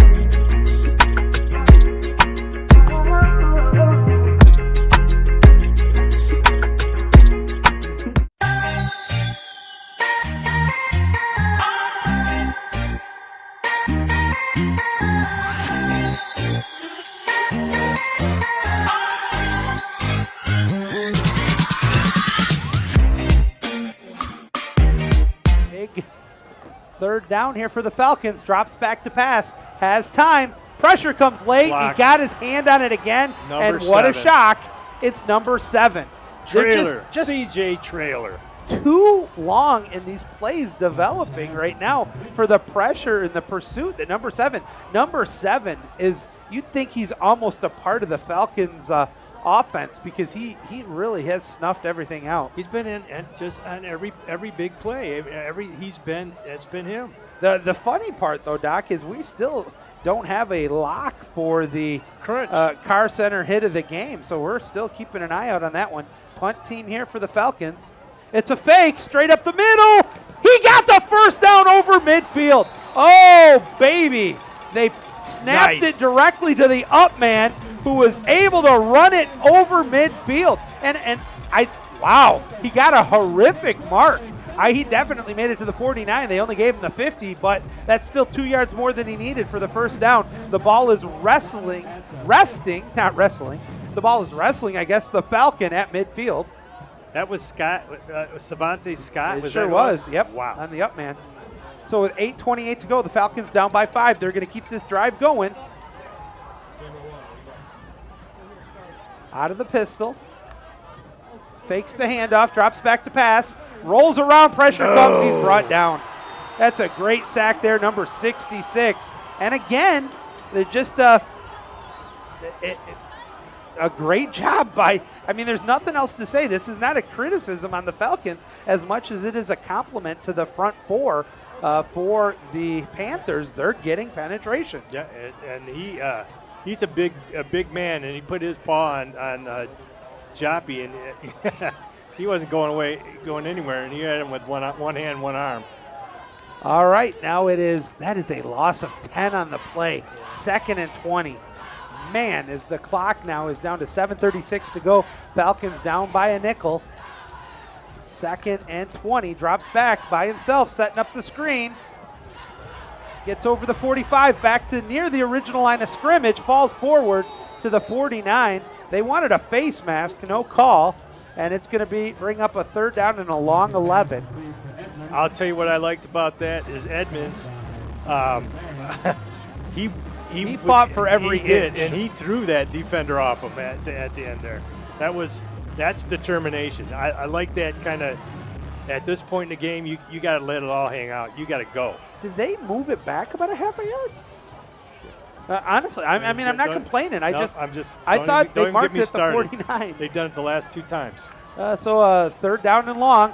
Pressure coming. Doesn't see it. Gets it off. It is tipped. And actually, it went through the fingertips of number 7 and then was almost caught by number 7. Holt touched it after it was tipped by number 7. And now with it 4th and 11 with 6:41 to go with the ball on midfield, do you go for it or do you punt it? You went for it or you fake punted it. Now, if you're going to go for it, you might as well leave with 11 yards, your full team. Yeah, I would. You know what? I'd punt, but because it's too close, and you got to have a touchdown. But I think they're the season's on the line. There is no tomorrow. He's trusting somebody to make a play here, but the play clock, they're not going to get it off. No. And now they're going to have to punt it because it's a delay of game. Unless that was the plan. Really? Maybe. I have no problem punting, and now you don't. No choice. Yeah, there is nothing. But that was a 12-yard 4th down. So it was hardly a gimme or even a realistically an easy one. No. So. But now you really need to get a good punt in here. Now you're putting a lot of pressure on your punting team. Watch number 7 because he's got wheels. I'm telling you. Look at him. He's wide man out. Oh, they might have been offsides. He gets the punt. I can't even see it. He did. It's caught at the 25, but there's a lot of grass. Cuts inside, still on his feet. 35, 40. Oh, there's a candidate for the car care. And who is it? Number 24, LSA Conda. Remember that at 6:29 to go in the regulation. LSA Conda said, you're not getting any further than the 43, although they marked it at the 44. I don't even. So can the defense come up with a big play? And now they moved it back again. Okie dokie. First and 10 coming up for the Panthers. Now both teams have been relying on the defense to make the plays. Well, they got to come up big this time. They got to stop them 3 and out here. Connor Knapp out of the pistol. Fakes the end around straight up the middle. Good second effort. Plows forward, has the first down. Good googly moogly. Yeah. He's going to get on that one a pickup of 16. I mean, he just hides behind his lineman. Yeah, he's at twinkle toes. He gets back there, he stutter steps, then boom, and he goes. Look, you got cut. He's the only guy that's running the ball. They really have to key him. All right, 15 seconds on the play clock, down to 5:52 on the game clock here. Plays coming in kind of late. West Ottawa's only down to one timeout. Russia too. He's talking. 3 seconds. Pass. 2, 1. They just got it off in time, straight up the middle. Dances around, can't get the tackle at first. Now the help comes. The quarterback tried to help him, and somehow he was able to force they gave him 2 yards on that? Yeah, what it was forward progress, but not quite 2, about 1.5 yards still. Out of nothing though. And they were lucky to get that one off. They did get it off though clearly before the play clock went to 0. All right, back to the pistol. Only 3 guys though and there's a false start. That's the first. Well, that one was even he looked over. That was Vrujink. He looked over at coach and said, "I'm sorry, coach. That was my bad." He didn't even look at his team on that one. He went straight to the coach. These again. And I kind of learned my lesson last week. These are just high schoolers playing a game, and you make a little mistake like that. Now, yes, there's a lot on the line, and they practice for it all the time, and you want to minimize that. But when they do make the mistakes, sometimes. Hey, you know what? It's how we all learn. So it's nothing to be ashamed of. We all make those mistakes. So it's not a big deal. 2nd and 13. Handoff straight up the middle. There's the hole. He gets by the first 2 would-be tacklers. Plows forward inside the 40 to the 37, and now it's going to be third and 8 coming up here. This is big. The Falcons have to get off the field. I can't believe the clock. It's down to 4:25 to go. That's what I'm saying. This is it. First down here can get them probably down to about 2 minutes or less. They are going to take every second of this one off, though. They're trusting their defense. Quick hitter.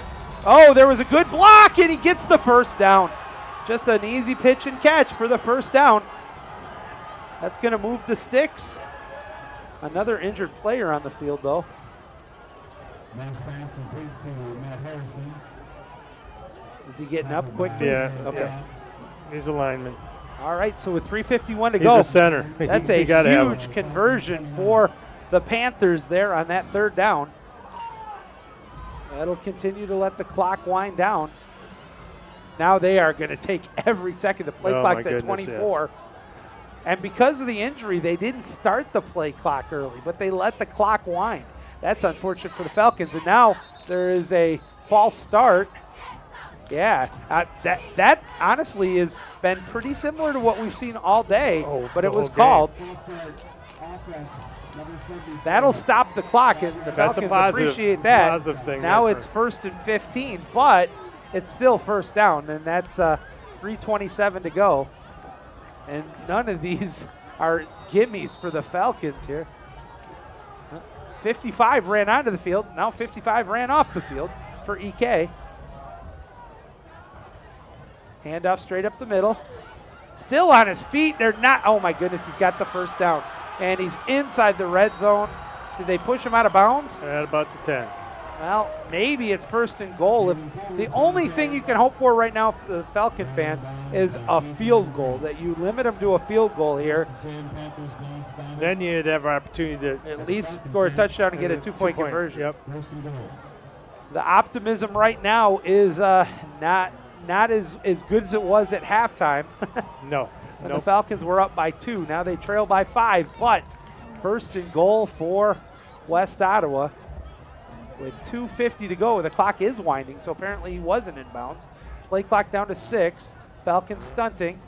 Handoff up the middle. Cuts to the outside. Nasty cut. Touchdown. Almost. Yep. Did the ball come? Oh, there's a late flag.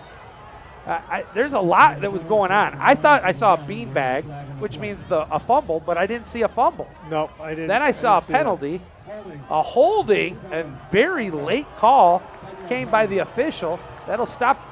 And there is 642 fans from West Ottawa who disagree with that call. I'm sorry, 641. Somebody's in the restroom. Yeah. But nonetheless, they're not happy with that holding call. That's going to bring it back to the 20. The clock will be down to 2:33 to go. That's a big penalty because he was on the 1 yard line. So that's a huge. So from the 1 to back to the 20, and it's first and goal still.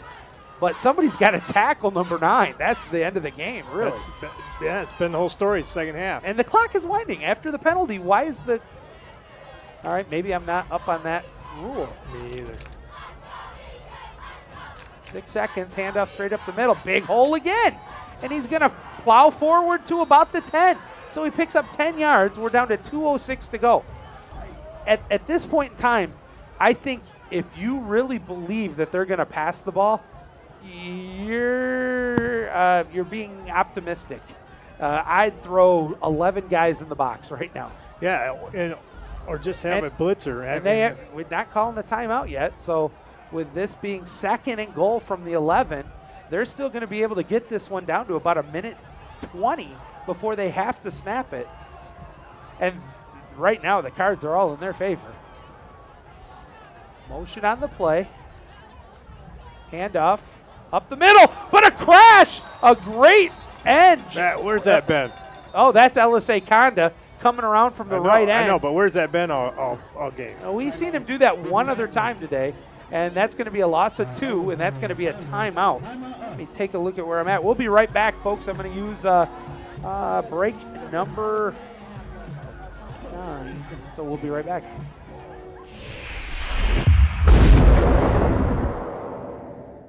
Every year, Pepinos donates $4,000 worth of scholarships every year to EK athletes and fine arts students to continue furthering our successes on and off the field and on and off the stage.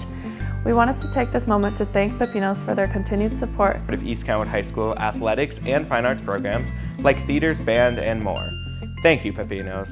Thank you, Pepinos. Thank you, Pepinos. Thank you, Pepinos.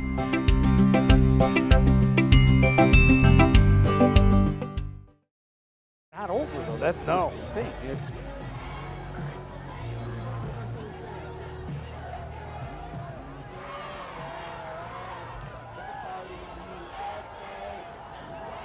All right, a big third down coming up here for the Panthers. Motion on the play. This time they're going for the jet sweep. Cuts inside, and he's going to be still on his feet. They got to get him down. He's into the end zone. No, he's not. Kidding. Psych. He's at the 1 foot. Inch. Timeout Falcons with 1:12 to go. And this is now where it's really crazy. In the first half, they went for the touchdown. It took them 2 plays. They were able to push in, get the touchdown, and that really is where all the momentum changed, Doc. It was. With the ball on the half-yard line, now it's the fourth quarter, although there's still 1:12 to go. Only hope for the Falcons to still win this game is a stop here. And the funny thing is, West Ottawa could really play it safe and just kick an easy field goal here, and that's still an 8-point lead. So they have a decision to make, and I'm curious. I mean, if you go for it and you don't score the touchdown, it's not exactly like you're giving them an easy chance to win the game, but you're giving them a chance to win the game. Exactly. You kick the field goal, the best that can happen, or the worst that could happen for you is they tie it. Right. With a long drive in 1:12. Yeah, I'll tell you, the correct play is to kick the field goal. But they're going to go for it. And to be honest with you, when you got number 9 in the backfield, I'm giving the ball to Caden Forbes and pushing him if I'm number 15, Connor Knapp. That's what he did last time, to get that at the And 1 you only need a half a yard. Here it comes, handoff up the middle, touchdown. He gets in, and that should just about do it with 1:07 to go. It is now 33-22. Hayden Forbes runs it down into the end zone for the West Ottawa touchdown, 1 yard. And they're going to just bring on the point after here to make it 34. You are now seeing a mass exodus for the parking lot here.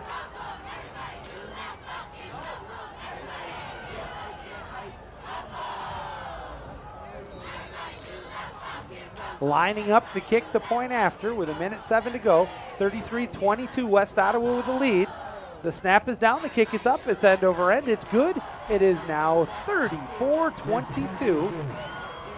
And, you just have to go back, Doc. It was at halftime, remember, it was up by 2. Yeah, 22-20, the Falcons were up. And before that last second, it was actually... they're up by 9. Yeah. Yeah, it was crazy. It's crazy. So I guess now the only thing you can hope for is some kind of Motor City miracle here. You return the kickoff for a touchdown, get an onside kick, recover it, and with no timeouts left, somehow find pay dirt once again. But it has happened. Absolutely. Back in the early 80s, NBC used to have the commercials they would run called Alcoa Presents Fantastic Finishes. And for the Falcons, they would love to see one of those here right now.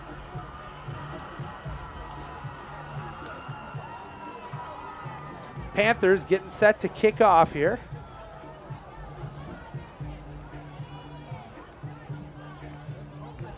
Ball is teed up at the 40. There's the whistle. Again, 1:07 to go here in regulation.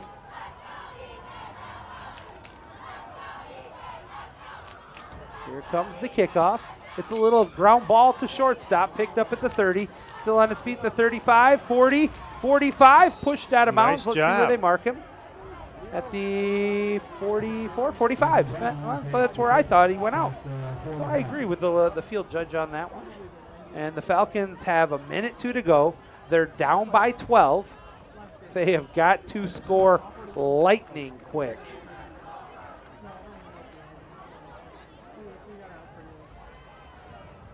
And that's the easier of the parts. Then you need a little bit of luck from there. All right, empty backfield out of the shotgun. Drops back, has time. There's a hold.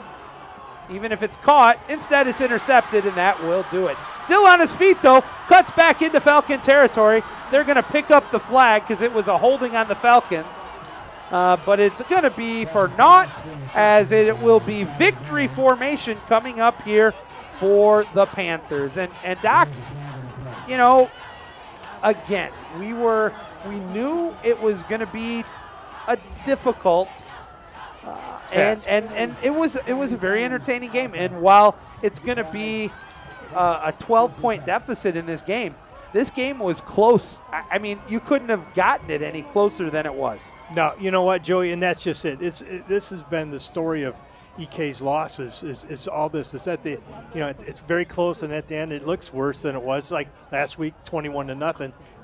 That was a back and forth defensive struggle the whole time, and now same thing today. They got nothing to be sad about other than the score. But it's pretty good. It's going to be a 3-game winning streak now for the Panthers as they will head into the playoffs with 2 of those on the road in the OK Red Conference. So congratulations to Coach Pat Collins and his Panthers. You are playoff bound as you're going to end the regular season with a record of 4-5. But 4-3 in the OK Conference, and that, my friends, is impressive. Yes, congratulations. Our final score here tonight is going to be 34-22. I'm going to kick it out for a final set of commercials. Doc and I will wrap it up when we return. Keep it here on the Biscuit in the Basket and MichiganSportsRadio.com. We'll be right back.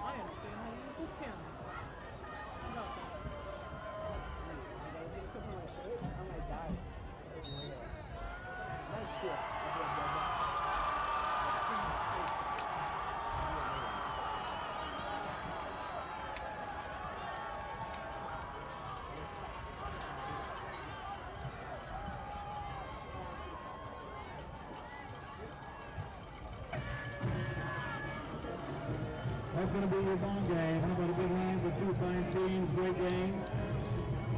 On behalf of everyone here at East Kentwood High School, I want to thank you for coming out. We appreciate your support this season. Please help keep our beautiful stadium clean by throwing your trash into the trash cans on our way home. Let's bring it. Please.